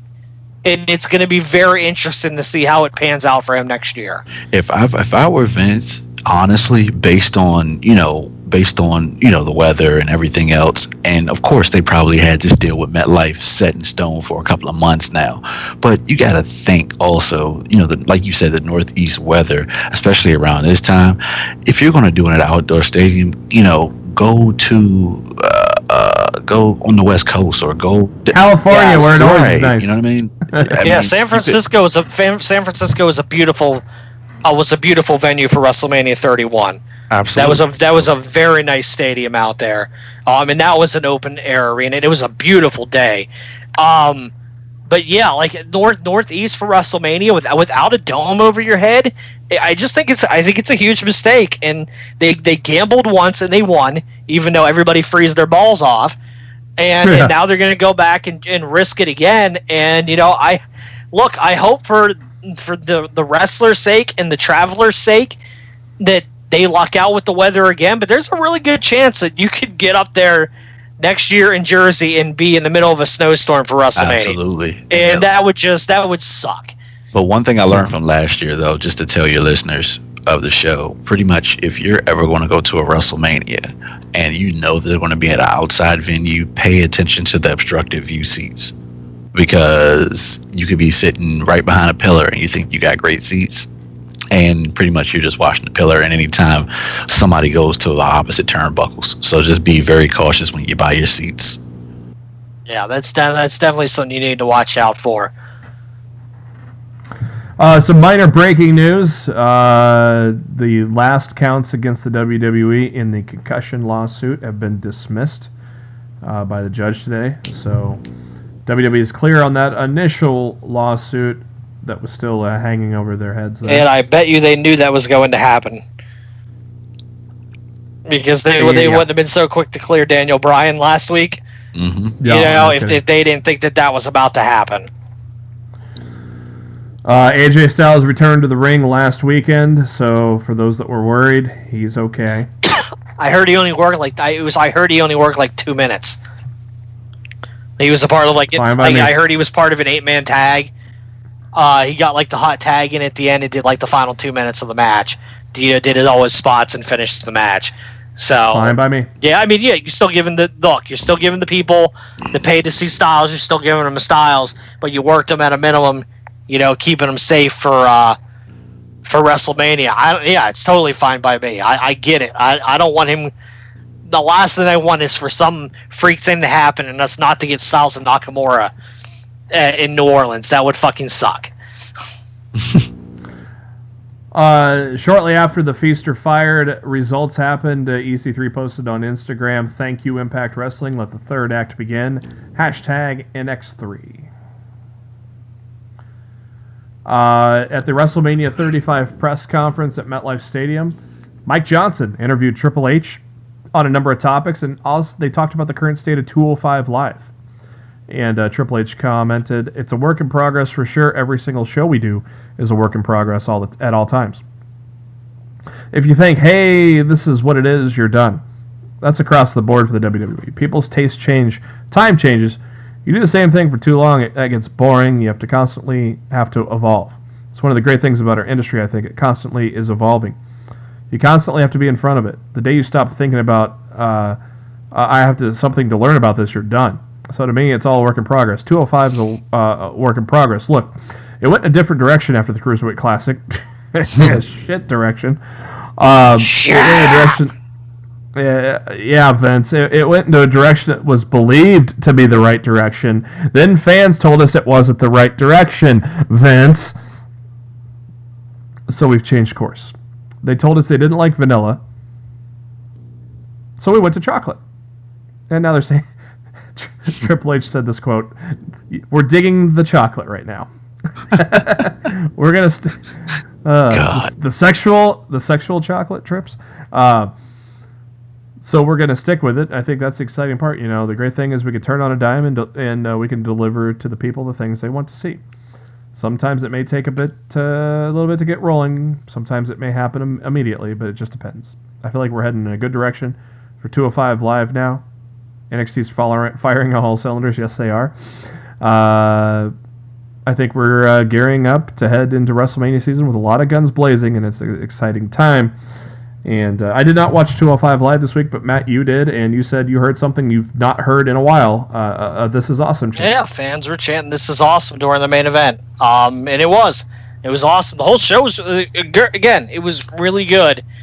And it's so amazing to see the difference in that product from when Vince was running it to when Triple H took over. It's literally a night and day product. And like I said on Twitter last night, if you gave up on 205 Live because you weren't liking what you're seeing and you still haven't gone back, now's the time to go back. Go back and watch like the last few weeks of their shows on demand on the network and get back caught up with the 205 Live product, because it's some of the best stuff WWE's doing right now. And no surprise, thanks to Triple H, it's happening. Man, I can't wait for Triple H to take over everything. I mean, that writing has got to be all over the fucking wall right now to Vince. I mean, hello, he turned 205 Live around. And they're building this is two baby faces, so there's no story, no feud, no anger, no animosity. This is two great wrestlers competing for the title. That's going to be a hell of a match. They had a sit-down interview segment on 205 Live last night with Drake Maverick, basically, who's doing a great job basically being the mediator between Mustafa Ali and Cedric Alexander. And if you were worried about this being a face versus face match, I mean, it still technically is, but the way that it was laid out and the way the two of them talked to each other, you were definitely invested in this match and what it was all about when these two get to face each other in New Orleans in a few weeks. So it's going to be fucking awesome. Hopefully main card. Don't put it on dude, one of these things, we're going to have a heavy discussion on next week's show about what 3 matches are going to end up on the pre-show. Why don't we do it now? Yeah, I'm gonna have Darryl. Okay. I'm having Darryl pick his winners for Takeover and WrestleMania before. We're not going to say a damn thing. We'll save that for next week. I'm gonna have Darryl pick it at the end of the show. We still got Impact. But I had an interesting question for both of you guys, and you probably can wait till the next show to answer it. But if you were booking WrestleMania, what match would you pick to open the show, and what match would you pick to close the show?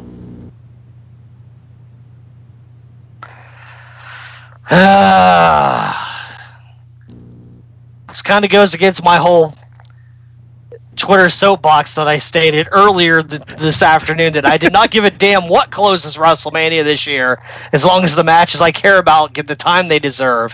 Now I'm going to be forced to pick a match to close the show.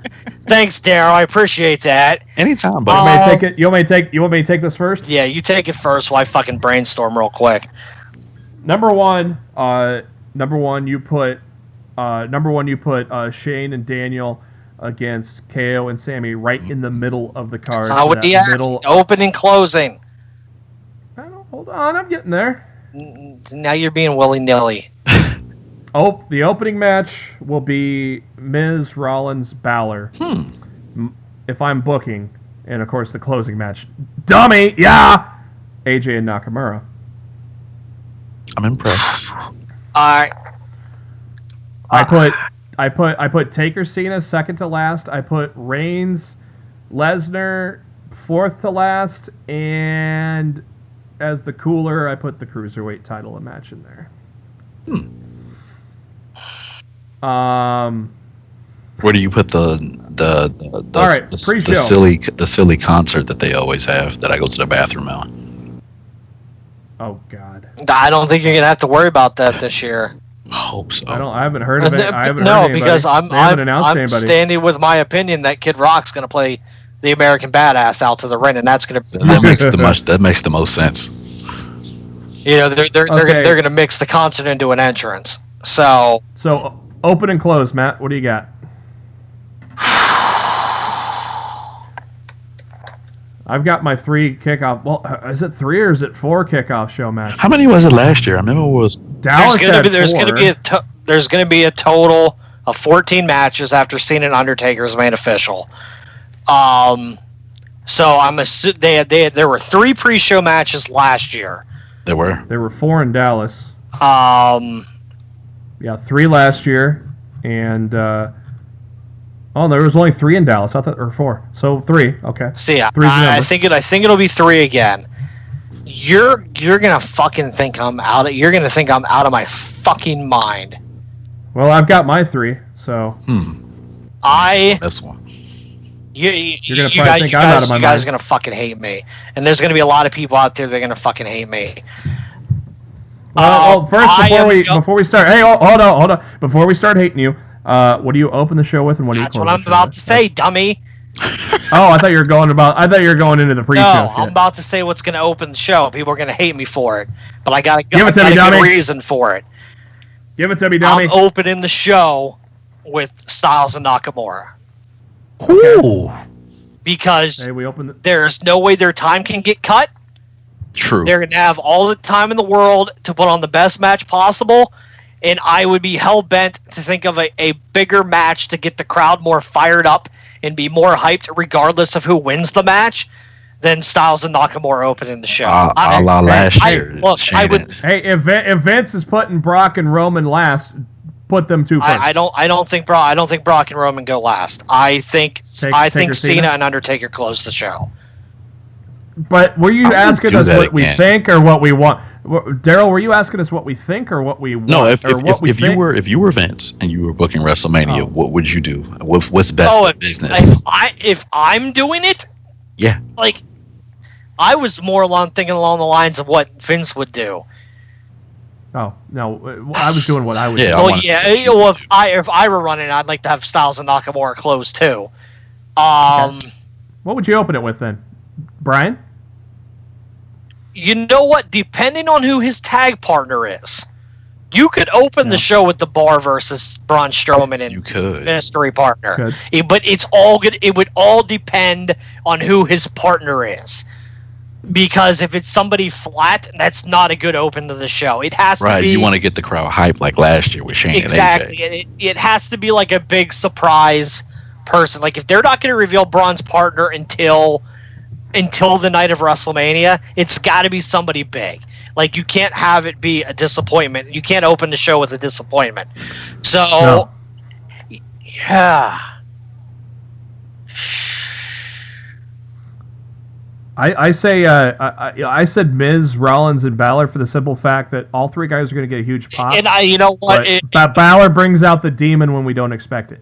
Balor needs to be the demon at WrestleMania. We need the damn demon at Mania. Yeah. But how do you bring that? But you got to bring it out. But I feel like they have to do it. They bring it out just by surprise. Kicking off the night. See, that would be look, if you're not going to go with Styles and Nakamura to open, and Braun's tag partner isn't going to be anything that big of a deal, the triple threat for the Intercontinental title makes the most sense to open the show. Unless a big surprise is going to win the Andre the Giant Memorial Battle Royal. If you're going to have a big name win that Battle Royal, you can place that first too. But if it's just going to be a flop winner, you don't place that first.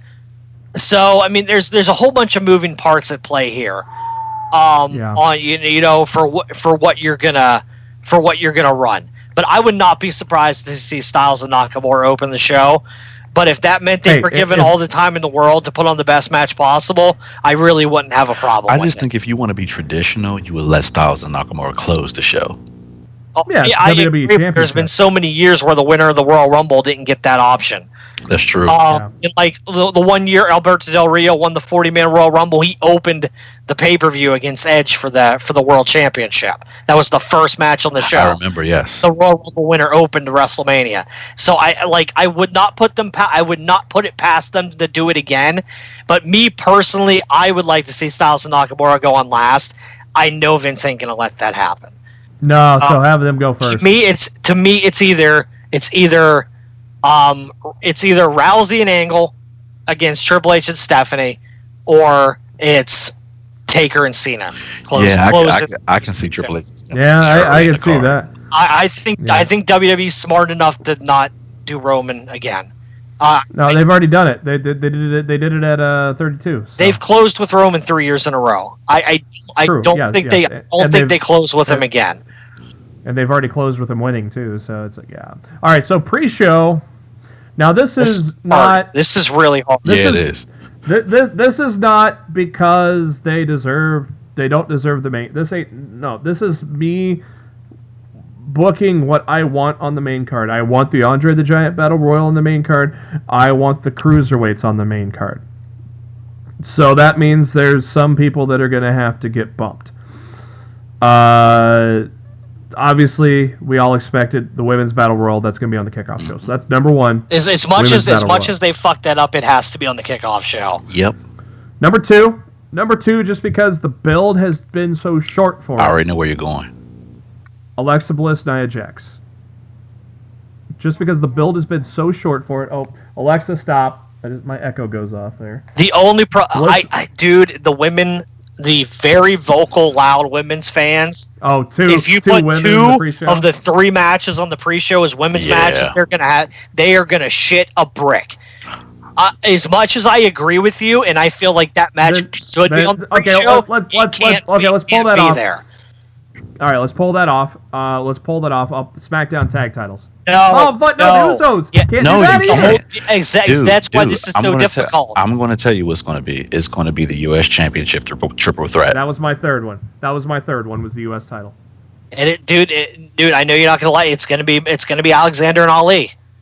I can see that. I can see that because it's gonna be the cruiserweight and the women's battle royal for sure, in my opinion. And you're right. The third one, the only one that makes logical sense, looking at this card, because I'm looking at the card right in front of me right now. The only thing that makes sense is the Fatal 4-Way for the United States title. It's too similar to last year with Corbin and Ambrose in the pre-show. In that match, the IC title, that wasn't even announced as being on the pre-show. Correct. Because if you remember, the women's match was supposed to be on there, and the internet threw a shit fit. And WWE said, okay, it's no longer on the pre-show, but they didn't announce that they were going to put something else on the pre-show. And then all of a sudden, out of nowhere, here's Dean and Baron Corbin on the pre-show. Dude, literally, I thought that the women's match was going to be on the pre-show, so I left to go get something to eat in the long-ass line so I have my food before the actual show started. And then we hear Ambrose coming down the aisle. Now you're talking about... You were not up to date on the social media interaction when you were down there in Orlando. No, I wasn't. Like, I couldn't get no service out of there. You could say that there are two women in the match with Angle and Rousey, so that's 2 and 2. Mm-hmm. Dude, I still think if you put two out of the 3 of the matches on the pre-show are women's matches, I think the internet will have a shit fit. And if they're gonna do that, you better not announce which matches are on the pre-show until the day of. Yeah. Unfortunately, you're right. They shouldn't be on the pre-show, but you're right. Cruiserweights are going to be. Honest to God, I wish they would just do, okay, WrestleMania pre-show, no matches, 4 p.m. to 5 p.m. 5 p.m. to midnight, it's WrestleMania. Yep. It's all WrestleMania. So everybody gets to be on the freaking show.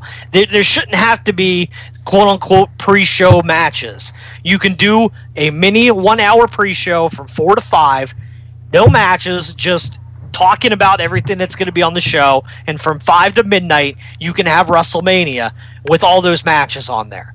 Like, there's no reason that they have to make any of these things pre-show. It's just it's to me it's ridiculous. Yeah, because I think three matches get screwed, and I think we figured it out. It's the women's battle royal. It's the fatal 4-way for the United States Championship, and it's the Cruiserweight Championship. Like, I'm literally looking at the card, and I really can't pick another match. Like, unless the Andre the Giant Memorial Battle Royal is still going to be a lot less important than I think it's going to be.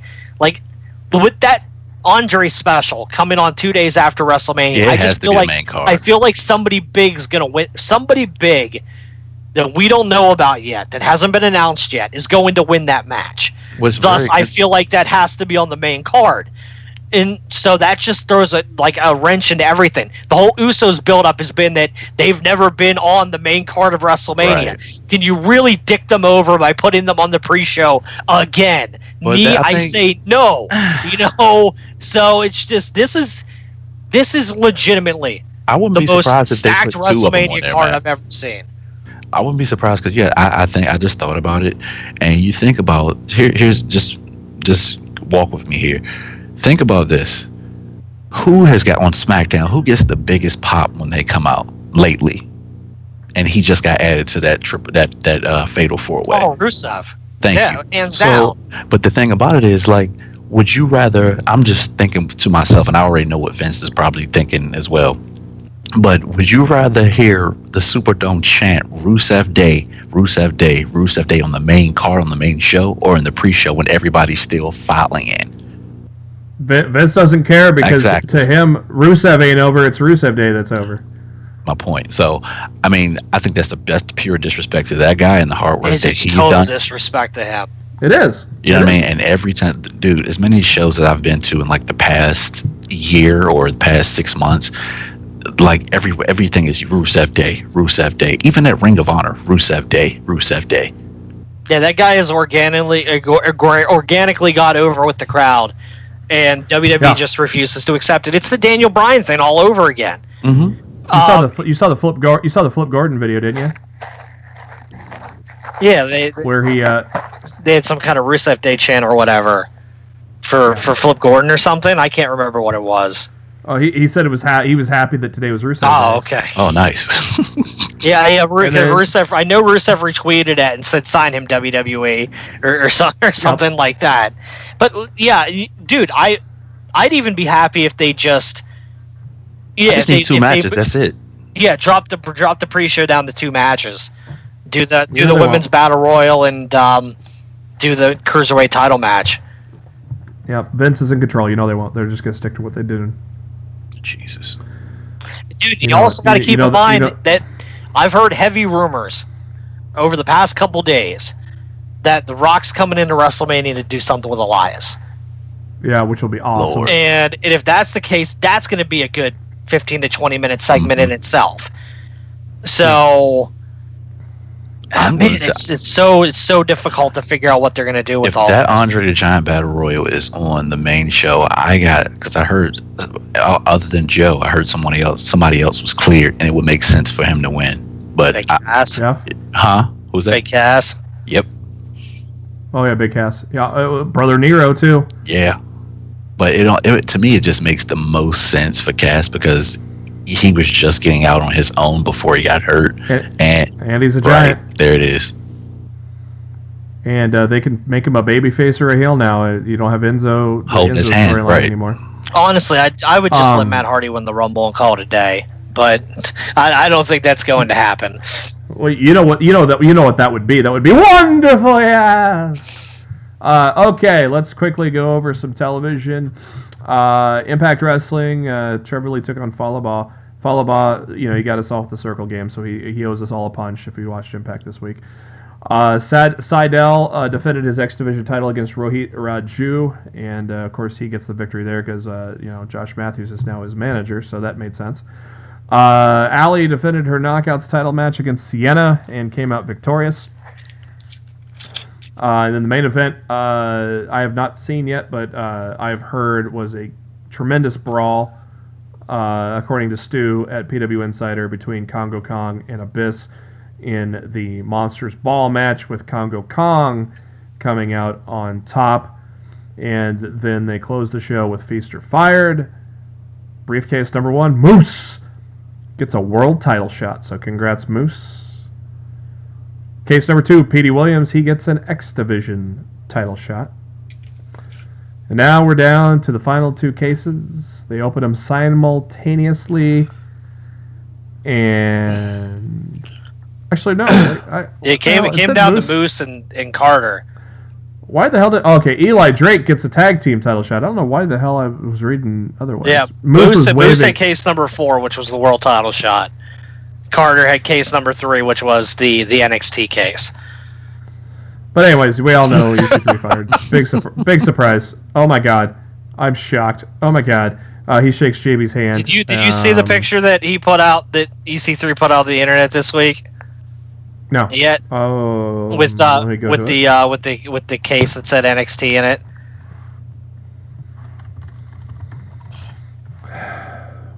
Go through that.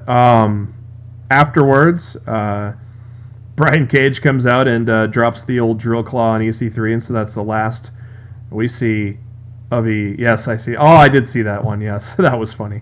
The Feaster Fired with the NXT logo on it. Yeah, that's the best pink slip anybody could have ever had on Feaster Fired, right? No shit. So Brian Cage drops the drill claw on him, and thank you, EC3, as a tremendous run in Impact Wrestling.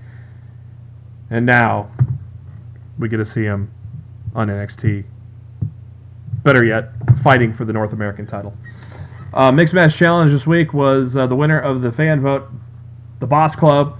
Banks and Balor, they took on Lynch and Rude, of course, with Charlotte and her dental infection. Becky Lynch won the fan vote to join Bobby Roode. I did not see Mixed Match Challenge yet, Matt. What did you think of Lynch and Rude together? The match was fine. But the finish came down to Boss Club had the match won, but Sasha got over cocky, and Becky got her in a roll-up. So, I mean, literally, Balor and Banks had the match in the bag at the point, and Sasha, got overconfident and got rolled up. So, I mean, that's basically the way the match ended. And a big surprise at the end of the match, Kurt Angle comes out, and he announces the finals will be on Raw. He didn't say that. Didn't he? No. It says he said the Raw's. It's going to be between Raw's team of Asuka and Miz against SmackDown teams of. Blame Triunfo again. I did not watch Mixed Match Challenge, but the way he worded it, it sounded like on Raw it will be Miz and Asuka. No. Okay. Well, blame Triunfo. I blame you for not watching. I was busy. Bastard. 205 Live was an excellent episode, which I didn't get to see either. Just too much to watch, and I couldn't catch up with it all this week because I was gone most of the weekend. But we got Tony Nese and Mark Andrews, and only 2 matches, and then Akira Tozawa and Kalisto, TJ Perkins, and Buddy Murphy in a fatal 4-way. Matt, what all did you like from this week's 205 Live? It was a solid night of wrestling and some good storylines to build up around the division. It was good. What do you think? Buddy Murphy won the fatal 4-way main event. What did you think of? To me, that was a no-brainer. With the 4 people that were in there, I feel like Tozawa and Kalisto were canceling each other out because they're going to be involved in the Cruiserweight Tag Team title picture after WrestleMania. And I felt TJ Perkins has already had his time in the sun and didn't really make any sense as the initial challenger for either Mustafa Ali or Cedric Alexander. So to me, going in, I had already figured that Buddy Murphy was going to win, and I wasn't surprised. It was still a great match. Did he look good? Yeah, he looked good to you here? Look, okay. Buddy Murphy is fine. My annoyance from Buddy Murphy came from the fact that he popped in 205 Live out of nowhere, and in my opinion, took Rich Swann's spot.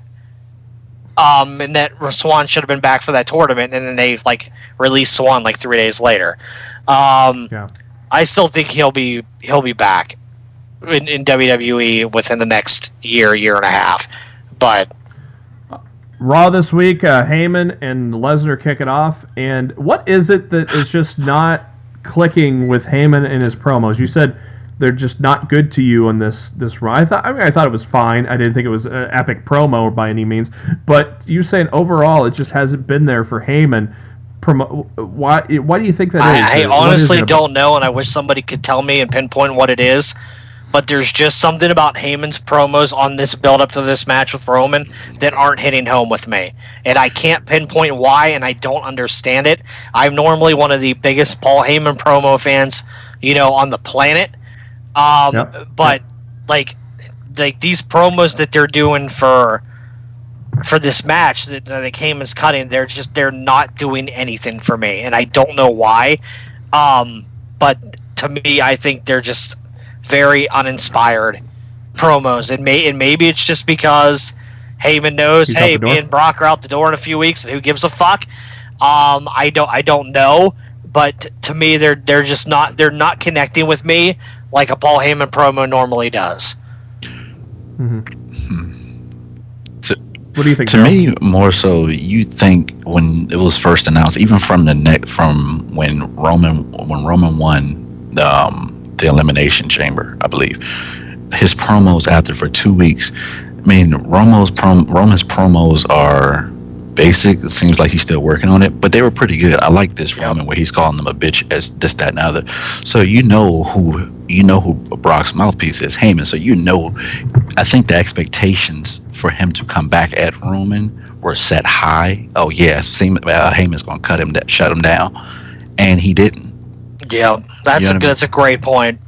You know what I mean? You would think, Heyman and his analogies and whatnot, he would be more sharper.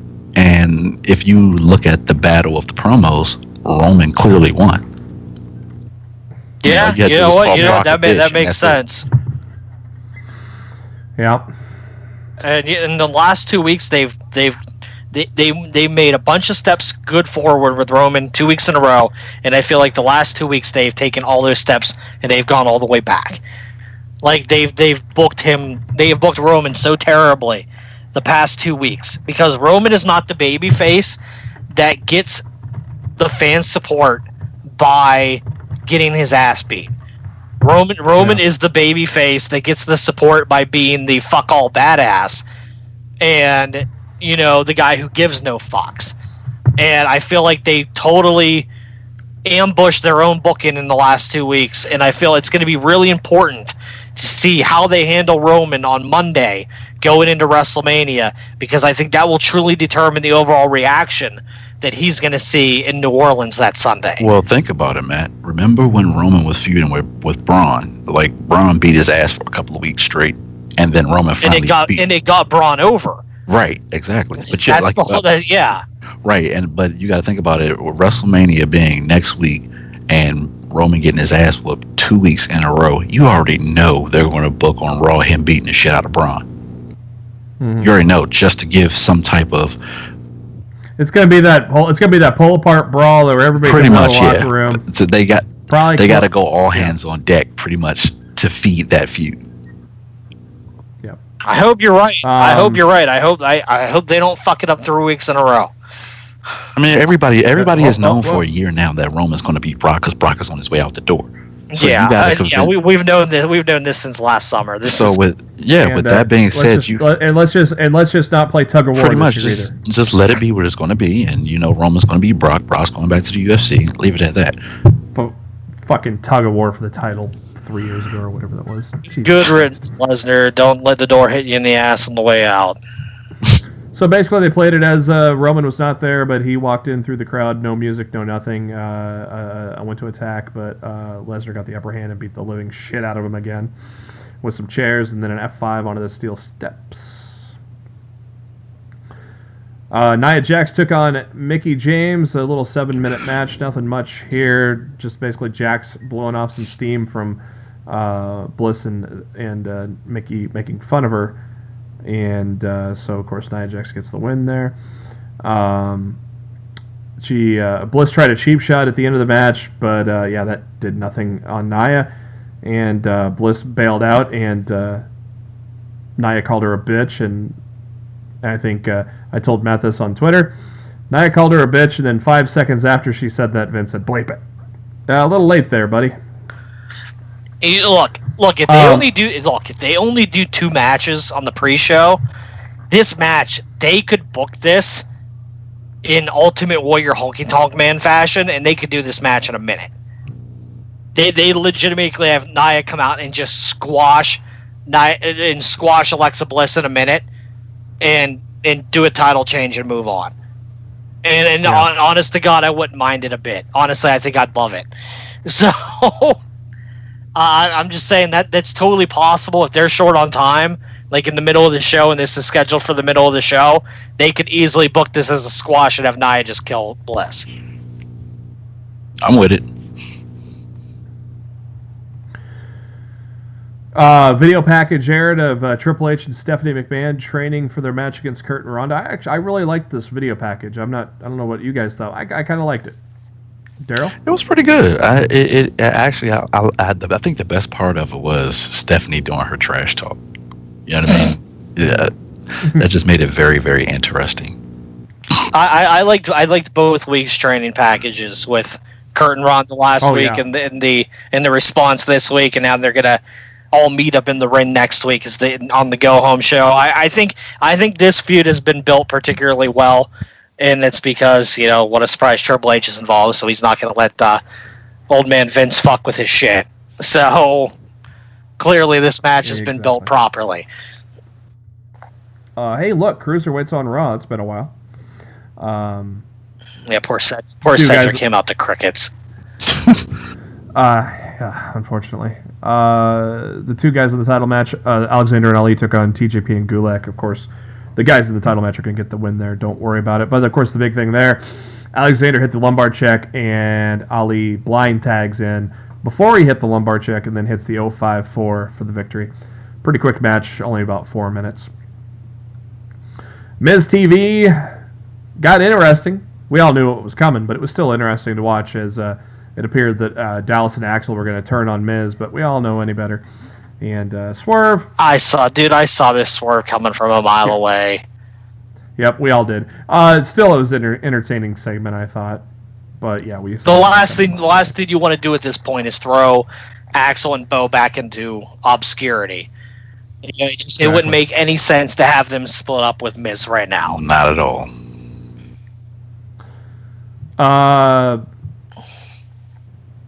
Yeah, I did like the one where he was naming down all the Intercontinental Champions he's going to be better than, and then threw in Mr. Perfect. Ooh. Ooh. Asuka killed somebody.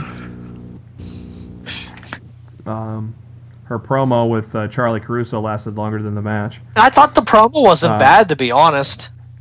Well, that was pretty good. Yeah, Jamie Frost or whatever her name was, but she got her head taken off. And it was exactly what it needed to be. Exactly. Graves justifiably so rips Michael Cole for complaining about the Ultimate Deletion. Fuck Michael Cole. Yeah. The great thing is now Matt Hardy wants to delete Michael Cole. I don't think anybody would miss him.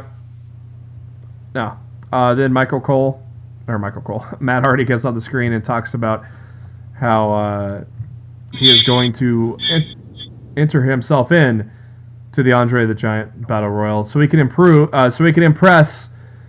How did he put it, Matt? Oh my God, the humongous wonder number 8. Something like that. It was.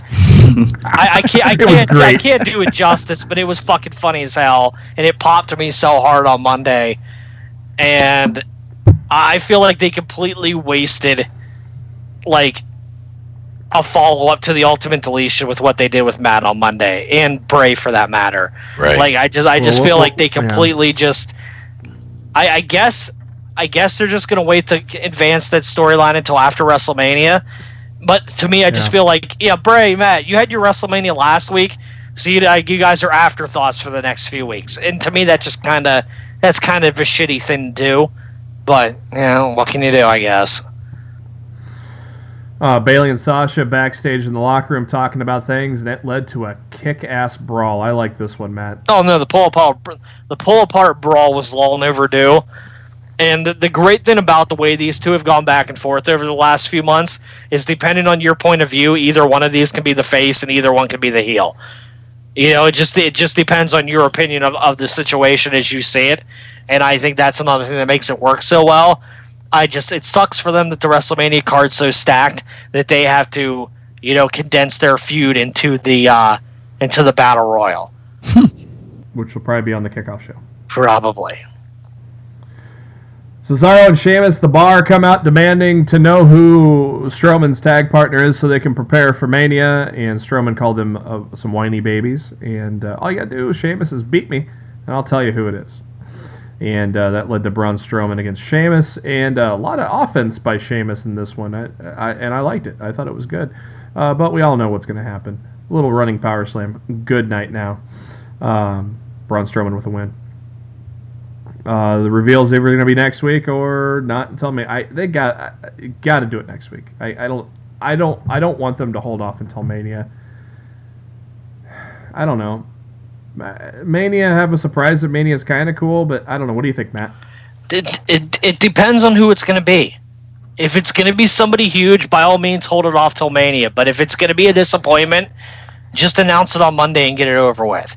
Don't bring the crowd in anticipating something and then let them down with what you provide.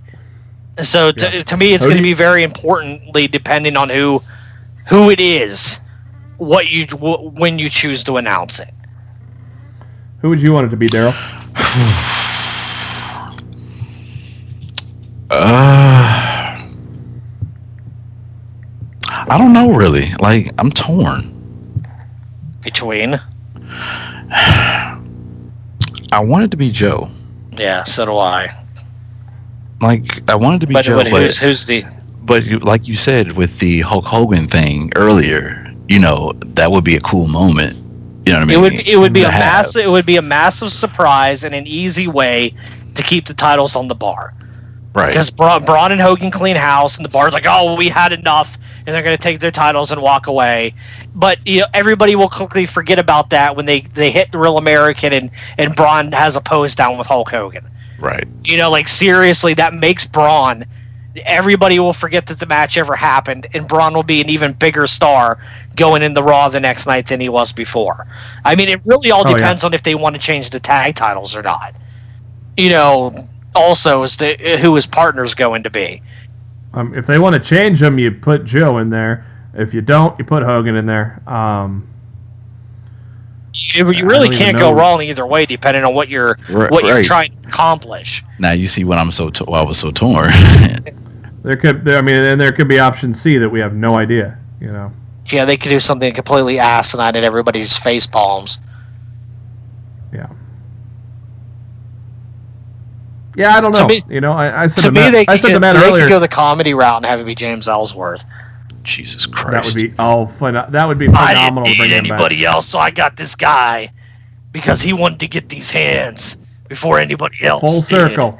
Full circle. James Ellsworth debuted by getting killed by Braun Strowman. Yeah, that's what I'm saying. If they do that, announce it on Monday. Don't wait till WrestleMania to announce that your partner's James Ellsworth. Don't do that. I told Matt this today. I mean, the overall crowd's going to groan, but to Braun Strowman, it would mean a lot if Mark Henry was his tag partner for one last match and they go out on top.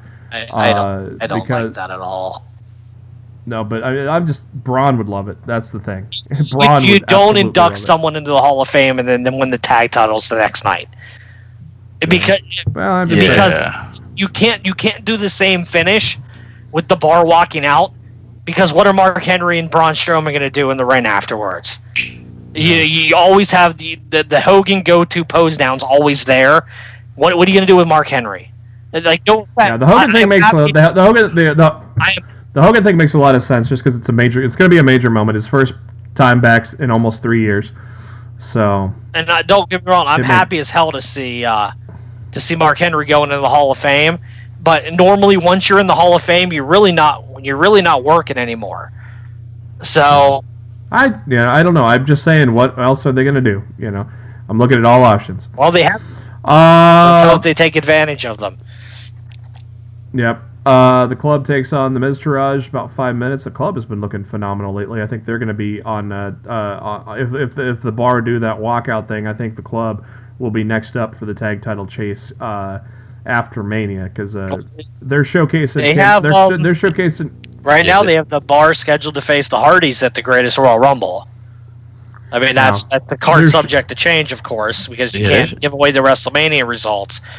But as of right now, the Bar is scheduled to face the Hardys for the tag titles at that event. So, if they don't want Braun to win the titles, Hogan's the best option. Absolutely. Yeah.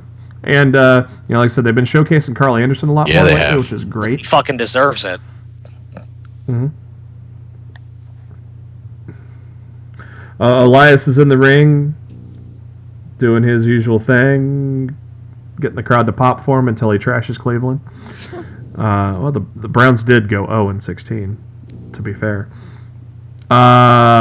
He took on Rhino, about 2 minutes is all that happened. Drift away and good night. And then he hits Slater with Drift Away. Come on, he's got kids. Then we get the no DQ match between Kane and John Cena, which went about 12 minutes and was good, okay, fine. But, and the only reason anybody waited around to watch that shitty third hours for The Undertaker and he didn't show up. Yeah. You forgot about the fact that Ronda Rousey almost broke Mandy Rose's arm, but I'll let that slide. Yeah, I forgot about that part. But you bastard. That whole thing, outside of that the third hour really sucked. It was really, really bad. See, that was me going through Raw's fast. No, I appreciate it. I just had to bring up the fact you forgot about Mandy Rose. That's all. He just wants his Mandy Rose shout out. Corey Graves will be mad at me for doing that, but hey, I've been shouting out Mandy Rose long before Corey Graves, so true. I'm sticking to it, pal. SmackDown Live from Pittsburgh, PA. They show the replay of what happened with Daniel Bryan last week, and then we kick into Glorious as Rude Norton We're supposed to take on Jinder and Job Boy. Sunil and Sunil Singh. Should have just called him Job Boy. Would have been easier. Yeah. Shut up! And Jinder goes, oh, Sunil's got a hurt neck. He's in a neck brace. He can't wrestle. So he did the next best thing and brought us Rusev Day. And so Rude Norton took on Jinder and Rusev. And this is a lengthy match. And it was a good tag match. I enjoyed it. And halfway through, probably at the commercial break, because what else am I going to do but think about, look at my tweets and think about shit. Because I sure as hell ain't watching the commercials. I go, it would be great if Rusev pins Randy Orton and gets added to the match. And guess what happened? We're going to have Rusev Mania. Magica kick. As, with the Magica kick on Orton, 18 minutes. Good lengthy match to kick off SmackDown Live. Rusev and Jinder Mahal win. After the match, Mahal's all celebratory, thanking Rusev, and Rusev's like, well, yeah, you might not want to thank me now, because I just talked to Daniel Bryan. I'm going to be added to the match. I'm going to see if I can get added to that match and make it a fatal four-way, and that pissed off Mahal. Well, mainly because maybe Mahal already bought those front row tickets he was going to give Rusev for WrestleMania. You can't give him the Gronk instead. Good point. AJ Styles in the locker room, and Nakamura comes up to him and asks if he was okay, and claims that Styles lost his confidence. Styles says he has no confidence issues. Nakamura says he wants Styles in his corner and needs him in his corner for his match against Shelton Benjamin tonight. And Styles says he'll be out there because he doesn't want anything getting in the way of this dream match. And I thought it was pretty cool to put Nakamura and Shelton Benjamin in the main event of SmackDown Live. Personally. Yeah, I saw their match before New Japan. I knew we were going to get a good match again, and I thought we did get another good match. So Benjamin's insanely, criminally underrated in WWE right now. But I mean, he was brought in to be the veteran role. So I mean, I get it. But that dude can still, go with the best of them. Becky Lynch took on Ruby Riott in about a 6-minute match, with Lynch coming out on top after a little cradle pin.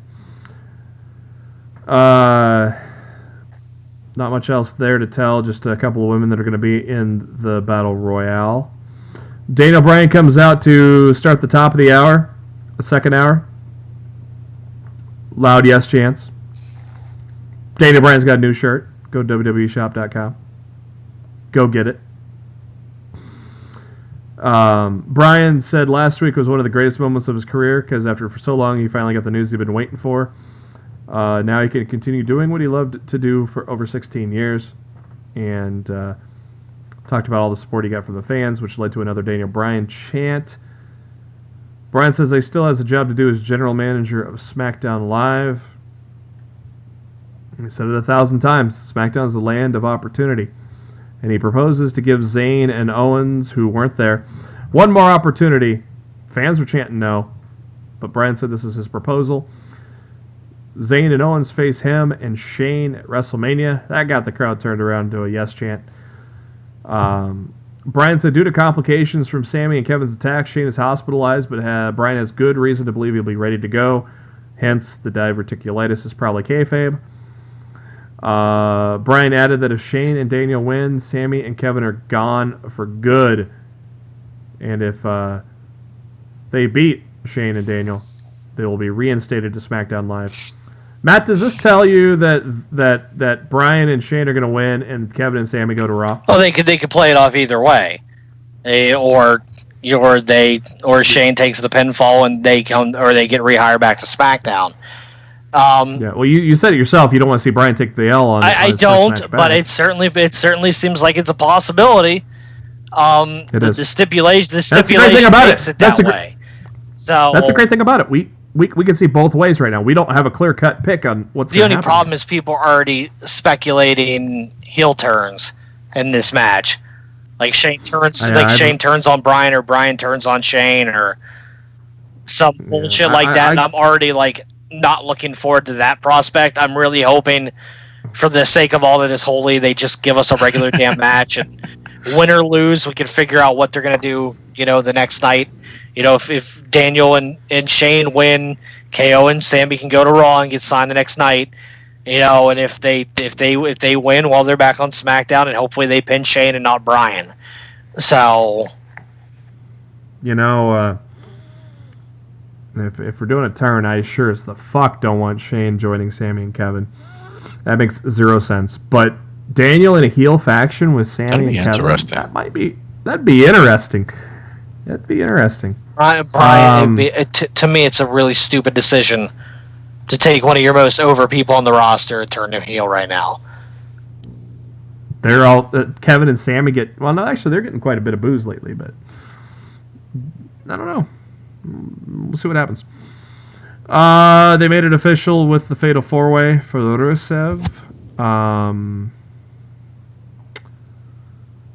Next up, New Day come out, cutting a promo.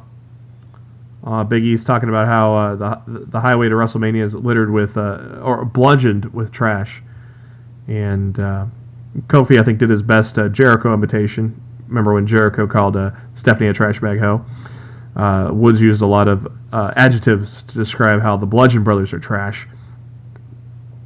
Did you see Big E's tweet from today? How 9 years ago his original gimmick was to be a mailman?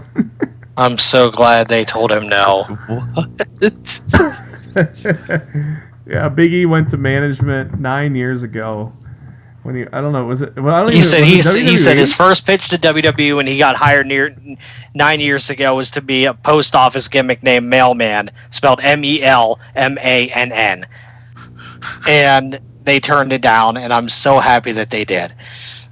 The best part about that tweet was Wale retweeted it and said, that would be great to have you take a trip to the Lake of Reincarnation and come out as Melman. Oh God, no!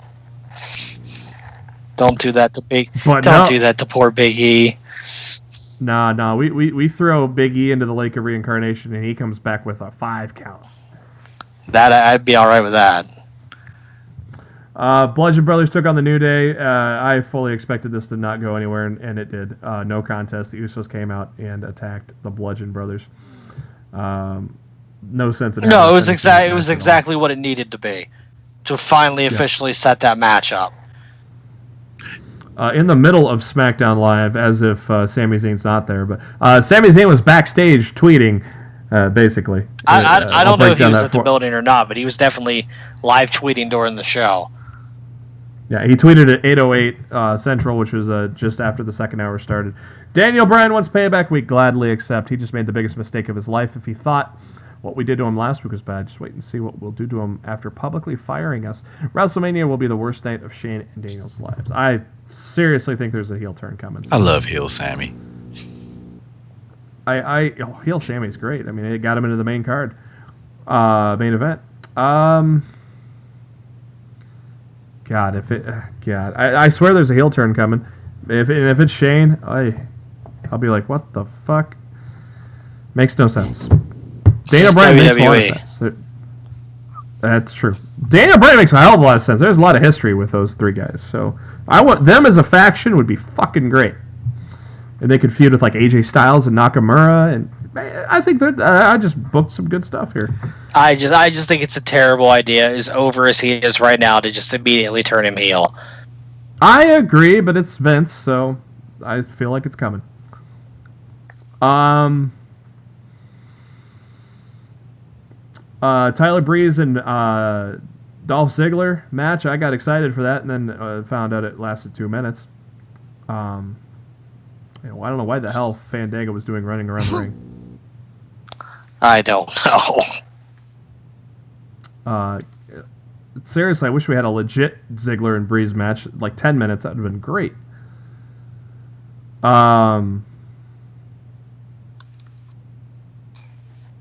They did not officially announce the triple threat yet until Tuesday? Yeah, they didn't. Yeah, the tag team title triple threat was not officially announced until SmackDown on Tuesday.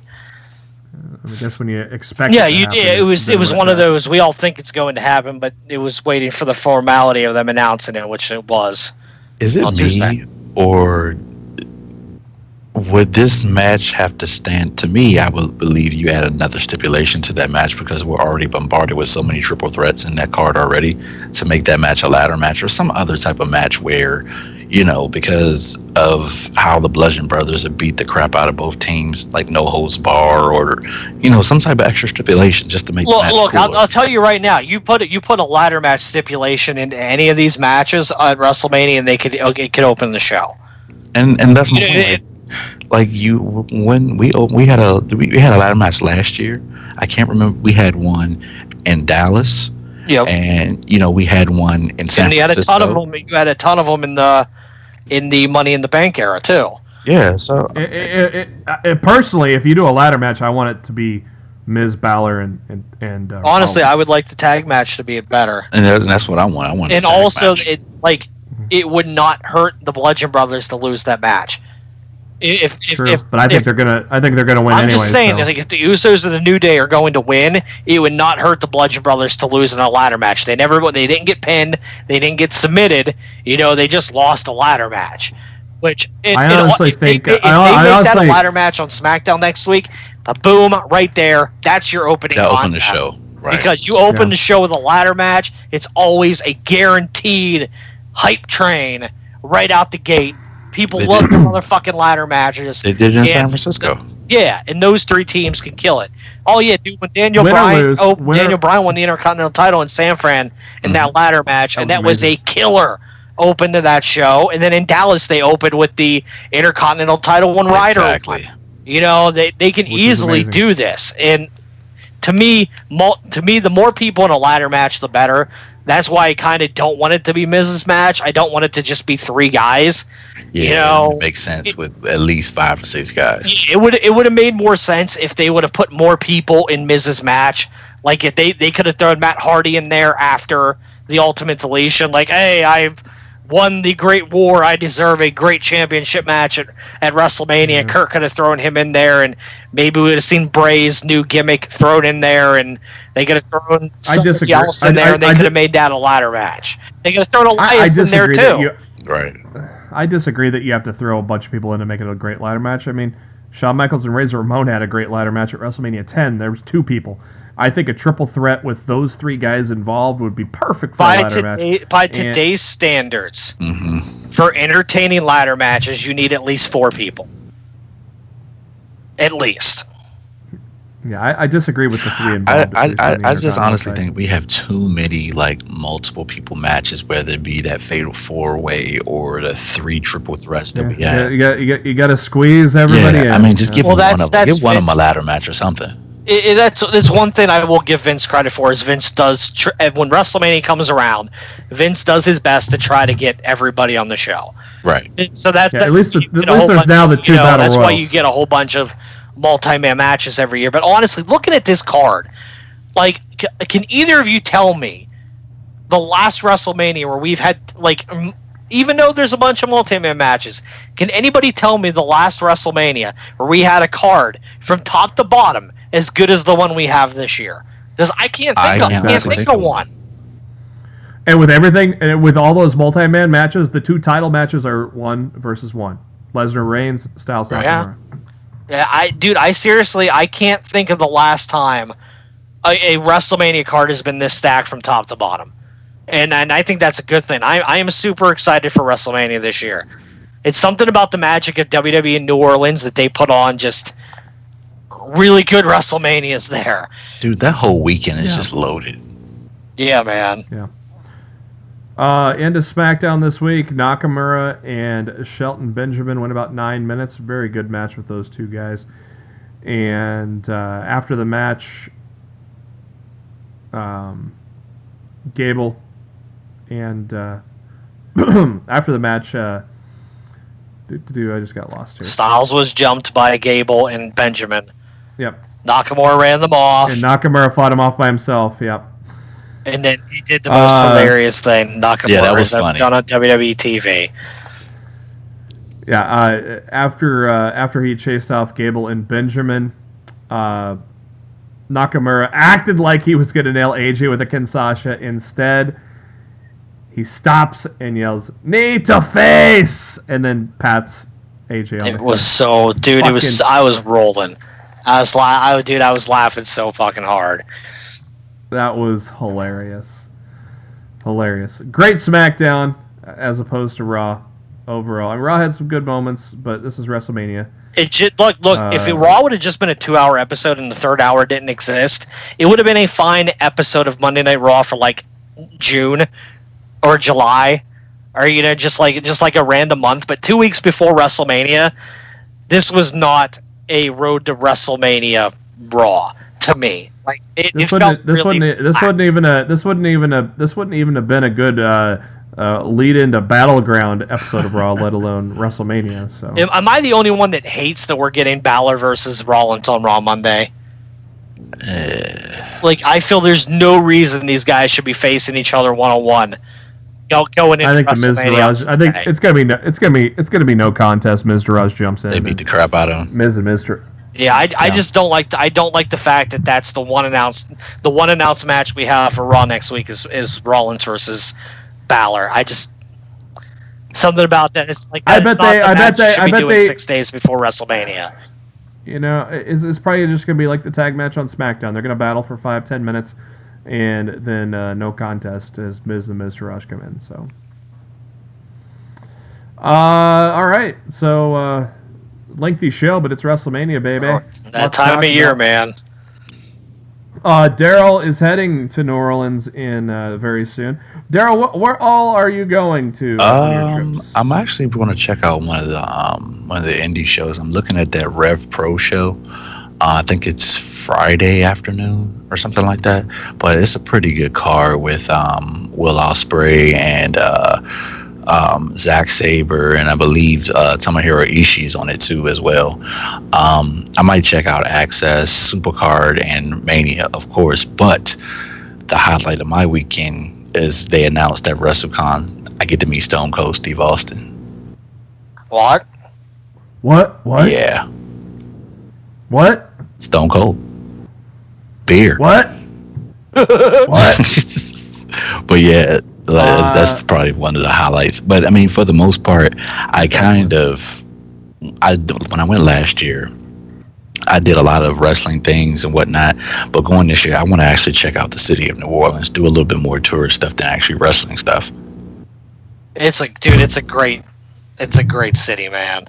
You're gonna have so much good food, so much fun to be had. The great thing about New Orleans is literally everything. You can walk to everything. Correct. But I mean, the weather's gonna ruin that. But in good weather, you can walk, anywhere from New Orleans. It was perfectly laid out, unlike any other WrestleMania I've ever been to. Yeah, I literally I thought I needed a rental car, but I just canceled it today. I'm like, dude, I might as well just if I can't get there. Did you cancel it before or after you saw the weather forecast? I canceled it before I saw the weather forecast. Okay, I was gonna say, dude, are you out of your fucking mind? Well, no. Well, the thing about it is as well, because I'm staying in the WrestleCon hotel, and to keep a car there to park is $46 a day.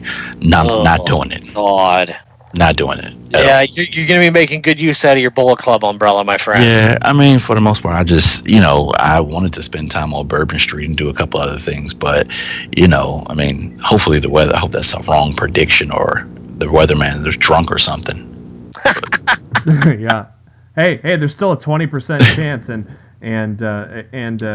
as Carrie said in Dumb and Dumber, you're saying there's a chance. Let's get your predictions. NXT. Let's go NXT Takeover first. Gargano Ciampa in the unsanctioned match. My heart says Gargano, but I love Ciampa. There is a chance. I'm not predicting right now, but I think Matt might have mentioned this. He may go to 205 Live, so it could be Ciampa. I have not. No, they could do it either way, depending on what the direction they wish to go with Gargano's WWE future. If they want him in NXT, clearly he wins and gets his job back. Right. But if they want him to start on 205 Live after WrestleMania, you let Ciampa beat him. You let Ciampa win, which will shock. He wins, it'll shock. Honestly, it'll shock everybody. And then Gargano shows up on 205 Live Tuesday. They could go either way with this match, which is another reason why NXT is so fucking exciting. Hell yeah! Who do you got? Who do you think wins the ladder match? Adam Cole, EC3, Killian Dane, Lars Sullivan, Ricochet. I think it just makes more sense for Adam Cole to win it. Okay. God, I still want to predict right now, but I'm going to shut up till next week. I am going to tell you one prediction because I want to say it to Darryl while he's on the line, but we'll get to that at WrestleMania. Okay. I feel like the only person who doesn't have a chance of winning that ladder match is Killian Dane, because I have heard rumblings that there's a good chance that Sanity's being called up after WrestleMania. And if Sanity's being called up, there's no reason for Dane to be holding one of their main championships. Right. So I feel like anybody else could win that match. And I have my picks at this time, but like JB, I'll keep my mouth shut till. I always have a hard pick, but I have a realistic pick too. Like I love Velveteen Dream, but it makes more sense for Cole. I would not be surprised to see Dream walk out with that title. I can see it. He's worked his ass off. I haven't made a decision yet, but I would, again, like Matt said, I think be surprised. That's probably the hardest match for me to pick on Takeover's card. The NXT roster is so dope right now. Like they're coming back here in April, and like, dude, I'm hoping you're going to the Bel Air show because you know. I told you I was going to the Bel Air show. Okay, yeah. So me and you got to roll up there, and we got to. That card's going to be killer. Yeah. This is a minor spoiler, but this is a minor spoiler because it's gonna spoil next week. Whoop-de-doo. The main thing is you're going to watch this on a Takeover, so that's going to be what matters. This is for the Dusty Classic and the Tag Team Championships because, well, something happens. We just won't tell you what happens. But, hey, it's a triple threat match. Authors of Pain, Roddy Strong and Pete Dunne take on the Undisputed Era. Who do you see winning that tag title match? I think AOP's due to come up. Yeah, I think the same thing. I don't see them putting two titles on Dunn right now. Right. Yeah, that makes most sense. To me, this seems like the most obvious match on the card seems to be the tag match right now. Even with Fish hurt. Yeah.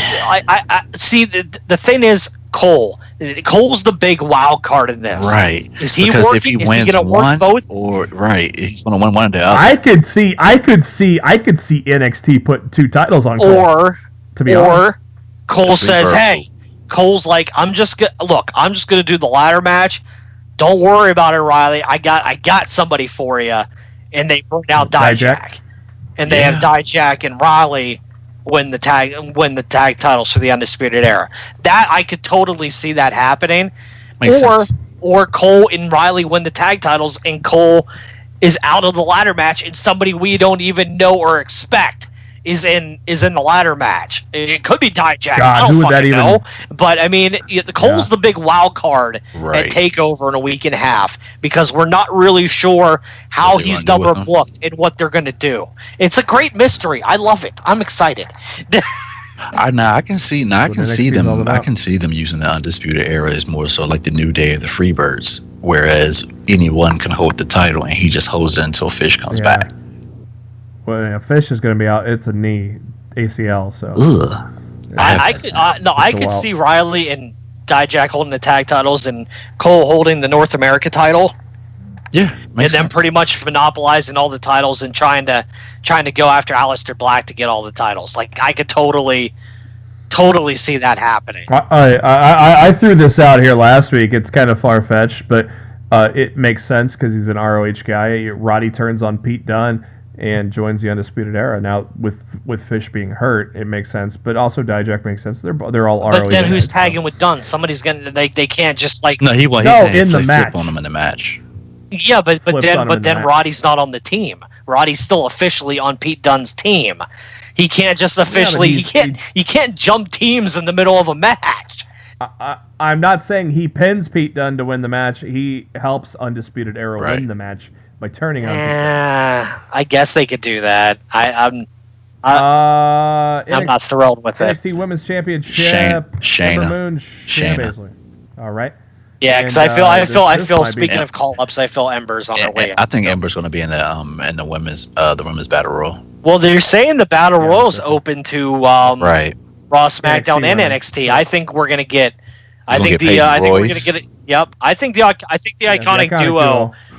come up at WrestleMania and they stay after WrestleMania. I feel they're coming up right after Mania. There's gonna be a lot. I think there's gonna be a lot of call ups this year. Yeah, a lot.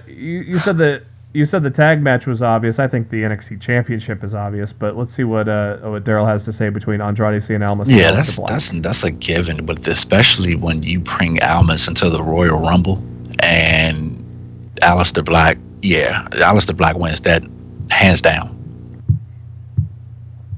All right, WrestleMania. That's gonna be fun.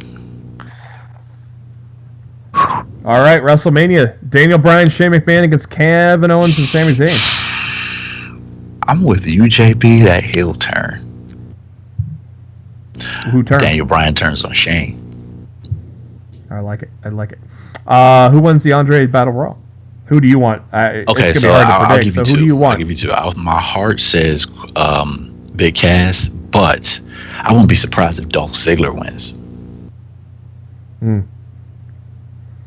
Yeah, I haven't even begun to fathom it yet. I kind of want to see if I want to see some more things play out next week to see if it puts me in a direction. I don't really have a direction yet on my pick. So my WrestleMania heart is Samoa Joe, so I want Samoa Joe to win everything. Exactly. Women's Battle Royal. Oh God, hold on. Let me think about that. I do have a pick for that one. Let me think. Oh God. There's a lot of factors at play in this one. Yeah, what's throwing me off is Sasha and Bayley. Exactly. I'm like, is it going to come down to the two of them, or are they going to debut an NXT star in a big way, or are they going to set up a future challenger for Asuka on SmackDown? But I honestly see them because she kind of got lost. No pun intended. Lost in the mid-card. I could see Becky Lynch winning it.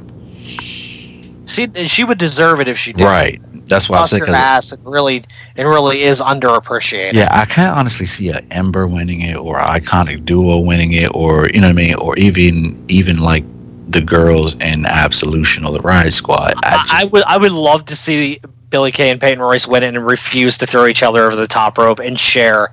That'd be awesome. But if anybody deserves it, it's Becky Lynch. Oh, I know, I agree. Like, I still think it's going to come down. I think it's going to come down to Sasha and Bayley, but there's so many different ways they could go if they wanted to. Right. You actually had me think on that one because I couldn't even remember who was in it. Yeah, basically everybody. They've only announced like 9 people, but let's face it, every woman on the roster is going to be in that thing. Correct. So. This is probably obvious. Kurt Angle, Ronda Rousey against Triple H and Stephanie. Let me think. Kurt and Ronda. Who wins the Cruiserweight Championship? Cedric or Mustafa? Cedric. Yeah. Okay.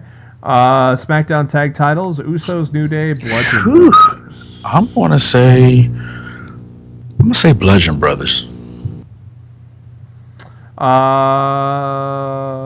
The Bar against Strowman and TBD. Okay, that's one of those factors that I'm thinking. Yeah.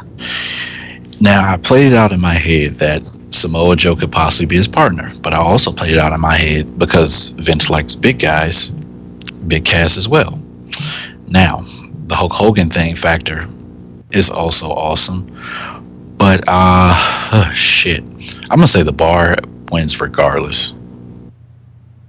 So do you think they pin Braun? Or do you think they pin whoever Braun's partner is? Well, the suck is if they pin Joe, if it's Joe, but that would suck. That would be so fucking bad. I'd be so mad. Oh, if it's Joe, the Bar. Yeah, I don't think they're gonna win. The interaction between Braun and Joe just gonna boggle my mind and how they're gonna put them together as a team. If it's Joe, I highly think it's gonna be kind of like the Jericho Big Show, Jericho Miz, kind of those 2 single stars that are together for a few months, like rated R, KO. If you throw Joe in it, because Joe is due for a title as well, Joe and Braun win that. Joe and Braun are both due for titles. Yeah, it's gonna. My gut is if Joe is the guy, they're gonna win, and nobody's gonna beat them until they turn on each other. I agree. They end up costing each other the tag titles, and they have a big match at SummerSlam. That'll be awesome. SmackDown Women's title. Charlotte Flair, Asuka. Here's where I'm going to give you one of my picks. I am leaning Charlotte here. Just letting you know. I'm not on the boat yet. I actually thought about it. I just sat down and thought about this one. I'm leaning Charlotte. So I don't know if I'll commit, but right now I'm leaning Charlotte. So that's the one I wanted to tell you. The only way I say Charlotte is if Carmella cashes in and makes it a triple threat match, and Charlotte pins Carmella. And Asuka gets fucked over. See, I think it's going to be opposite. I don't because they're still trying to protect Asuka's streak. I think Asuka wins. Carmella tries to cash in, and Asuka kicks the shit out of Carmella. The weird thing is, I mean, they thought they were playing it off as if Miz and Asuka lost the mixed match, it would be a loss. So how? No, it would still be her first loss, but she would be protected by not being pinned or submitted. Not being pinned. Yeah, I just think I just have this feeling there's a shock factor, and of all the women on the roster to break the streak, I think Charlotte is the best one. I think it's a terrible idea because by Asuka not winning the title, Asuka remains on the Raw brand, and that means she's still on the same side with Ronda Rousey. Asuka you can't has put to both go of them on the same roster. She has to go to SmackDown. Exactly. She has to go to SmackDown. No, there are a lot of rumors that it's Asuka and Ronda at 35. And look, if you can keep both of them undefeated going into 35, that match could close the show. Mm-hmm. My God! Please, that's the last checkbox. Dude, I'm telling you right now, if Asuka beats Charlotte at Mania and she holds that title undefeated till next year, and Rousey wins the Royal Rumble next year, and it's Rousey and Asuka at WrestleMania 35, they can close that show. Dude, I don't even think Rousey wins the Royal Rumble. I think she wins the Chamber. Well, I mean, if she wins the Rumble and she's still on Raw, then she could challenge the SmackDown. Well, yeah, that's what I'm saying. I think because it was a Raw pay-per-view this year, I think it'll be a Raw pay-per-view next year, and she'll win the Chamber instead of the Royal Rumble. But then how could she challenge Asuka, though? Because, yeah. I didn't think about that. Yeah, that's why I feel like Ronda would have to win the Rumble. Right. And then it's the undefeated streak against the undefeated streak. Somebody's streak is going to end. The two most dominant women in WWE history will face off in the main event of WrestleMania 35, right? Yeah, I think to me that just screams money. It feels like we all know that the women are going to main event WrestleMania soon, and that soon probably they've done everything else. New York during the blizzard at WrestleMania 35. Meanwhile, I'll be at my house and pay my $9.99. Hell yeah! Fuck yeah! Alexa Bliss, Nia Jax for the Raw Women's title. Yep. Alexa, stop! Jesus Christ! Fucking Amazon Echo. Amazon should fucking sponsor the show because of that. How many times Alexa's appeared? Alexa, stop! Just call her Bliss for fuck's sake. Right there it is. I cut her. I cut the echo off that time before you. Fatal 4-Way, United States Championship. Randy Orton, Bobby Roode, Jinder Mahal, Rusev Day. I may be wrong on this, but it just makes so much sense for me. But I know Vince is a fucking idiot. But I'm gonna say Rusev Day. Yeah. I've got my pick already in stone, but I'm gonna withhold that. I had to tell you the Charlotte one because we had to discuss. I will withhold my. Yeah, please withhold because you got to give me something to listen to on my way down there, dude. Well, we got 3 hours today. You could listen to yourself. We'll have a great pre-show next week for you to listen to on the way down there. That'll work. But yeah, I have very big opinions on this match, which I will also keep to myself until next week. Triple threat for the IC title: Miz, Rollins, Balor. Well, makes a lot of sense because Miz just had a baby. I'll go with Seth. God, I'm biting my tongue so hard it's you can't do it, JB. I'll withhold. Universal title because the WWE Championship is the main event. Universal title: Lesnar Reigns. Paul Heyman. Come on, man. Paul Heyman wins. Paul Heyman cashes in. Of course, Roman. Vince's favorite. Yep. Carmella's going to cash in and win. And pin Lesnar. She's going to pin Lesnar on his way out the door. And then she gives the title to Ellsworth. She's gonna lock on the code of silence, and they're gonna ring the bell, and they're gonna have Brock Lesnar quote unquote tap out in his last match with the WWE to Carmella. Have fun going to UFC after losing to a girl, Brock. There it is. the New Orleans screw job. And what happens is Ellsworth comes in through the crowd and rings the bell, and the ref goes, "Oh, it's me." It would be hilarious. And if we were only booking, and finally, we'd have to leave the building before Brock got backstage. The main event of the evening, no matter what anybody says, AJ Styles and Shinsuke Nakamura. Okay, so I'm gonna go against the grain on this one. I'm gonna go with AJ, and I'm gonna tell you why. Because how they've been building the match as Nakamura being the more confident one and AJ not being the smart alecky one he usually is, it just plays on their match at New Japan where Nakamura won, and you see AJ's confidence, quote unquote, is down, and Nakamura's just fucking with him. Because Nakamura's been able to fend off opponents by himself, AJ needs where help. AJ has correct. So it only makes sense of where they're building it up for AJ to finally get over the hump in his demons that he beats Nakamura. Okay. Tune in next week to find out what Matt and I have to say about that one too. I've got a lot to say about that match. I am. I'll let this out for that match. I am still on the fence. I am officially not. I would say I'm also on the fence, but I have very convincing arguments for and reasonings for both men to win that match. I actually thought about it. There's certain matches that I actually thought about and sat down like who could win what, and those two, the SmackDown Women's title and the SmackDown Men's title, I actually had to sit down and actually think about it, which best scenario would take place. But we're not the bookers, so that's right. This is not any. Shut up, Vince. This is not in any way a lean on my pick or anything, but if we say Daniel Bryan turns heel and joins AJ and joins Zayn and Owens, they could go straight for AJ. They could go straight for Nakamura too. Mm-hmm. True. I mean, there's nobody's exempt there.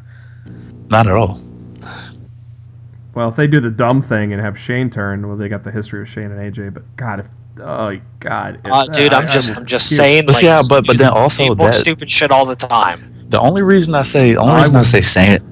He's got him. Zayn and Zayn and KO win that match is strictly because they can play on the go to Raw thing, but I'm actually thinking like for booking, from a booking standpoint, what other heels on SmackDown in the men's division could you actually see that can take Sammy, can take the type of heat that Sammy and KO are getting? You're absolutely right. The absence of KO and Sammy on SmackDown at the immediate position would be catastrophic, but at the same token, there's supposed to be a superstar shakeup right after WrestleMania. So even if KO and Sammy do get moved, like even if they do lose and they get signed by Raw the following night, the shakeup could you could see them get sent back to SmackDown, or it would be fucking hilarious. I've seen Shane throw a shit fit. Damn it! I thought we got rid of them, and now they're back. and or they could. Well, I think Bobby Roode is well overdue for a heel turn. By the way. Bobby Roode's definitely overdue for a heel turn. At the same token, everybody's talking about Daniel Bryan turning heel. Me personally, Miz dropping the Intercontinental title at WrestleMania and being moved back to SmackDown so I can finally get my Daniel Bryan Miz feud. Yes. I feel like that's long overdue too. So, and you can't do that if you turn Bryan heel, because they ain't turning Miz face. That's true. So you could do that, and you could do that at SummerSlam too, like Miz and Bryan. If you put bring Miz over. That would be that could be a headliner. It's so many different scenarios because people are thinking after WrestleMania as far as who could you put who with who and what makes more sense. Well, we have talked for nearly 200 minutes about wrestling. this evening. Not our longest show, but close. WrestleMania season, man. That's what happens. That's going to do it for Lost in the Midcard. Thank you to SpiderDuck.net for being our host, enabling us to be on iTunes and any of your favorite podcasting apps. Make sure you search for Lost in the Midcard. Hit that subscribe button. Tell your friends to do the same. And that way you know every time a new episode comes your way every Thursday and Mondays after a WWE pay-per-view. And you can also find us on the YouTube. Go to our Facebook page, facebook.com/LostInTheMidcard. Go to the pinned post there, or go to our pinned tweet at LITMC Podcast, and you'll get all of our goodie links there.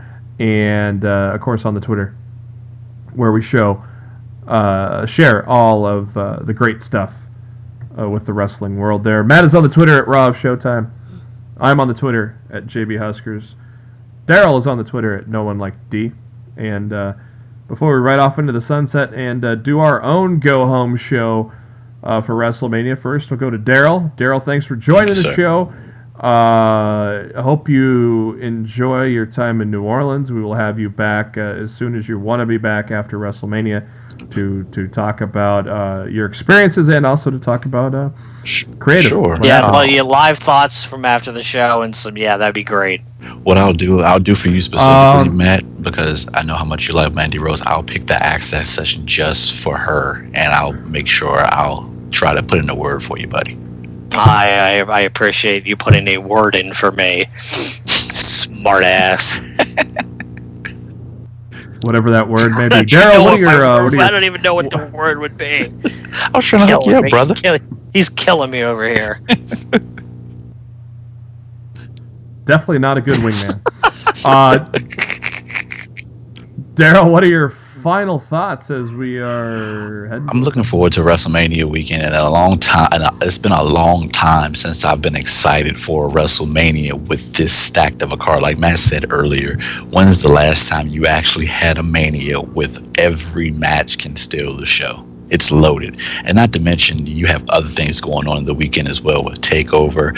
You got Kenny Omega and Cody. It's just a lot of things going on WrestleMania weekend. And I think it's going to be a good time. I mean, this probably might be my last one for a little while because I'm definitely not going in the cold next year. But yeah, I'm looking forward to it. Matt, what are your final thoughts? Samoa Joe or bust. Samoa Joe is the WWE version of the belt. Look, I don't give a fuck. I don't give a fuck what match they put him in. For all I care, he makes up his own Money in the Bank briefcase and cashes it on Lesnar. I don't give a flying fuck what you do. But if Samoa Joe's cleared, like I hear that he is, that damn man better get his match at WrestleMania, and that damn man better be whooping some ass. Damn right. For Darryl and Matt, this is Jeremy. Thank you for tuning in to Lost the Midcard. We will be back next week with our Takeover and WrestleMania predictions.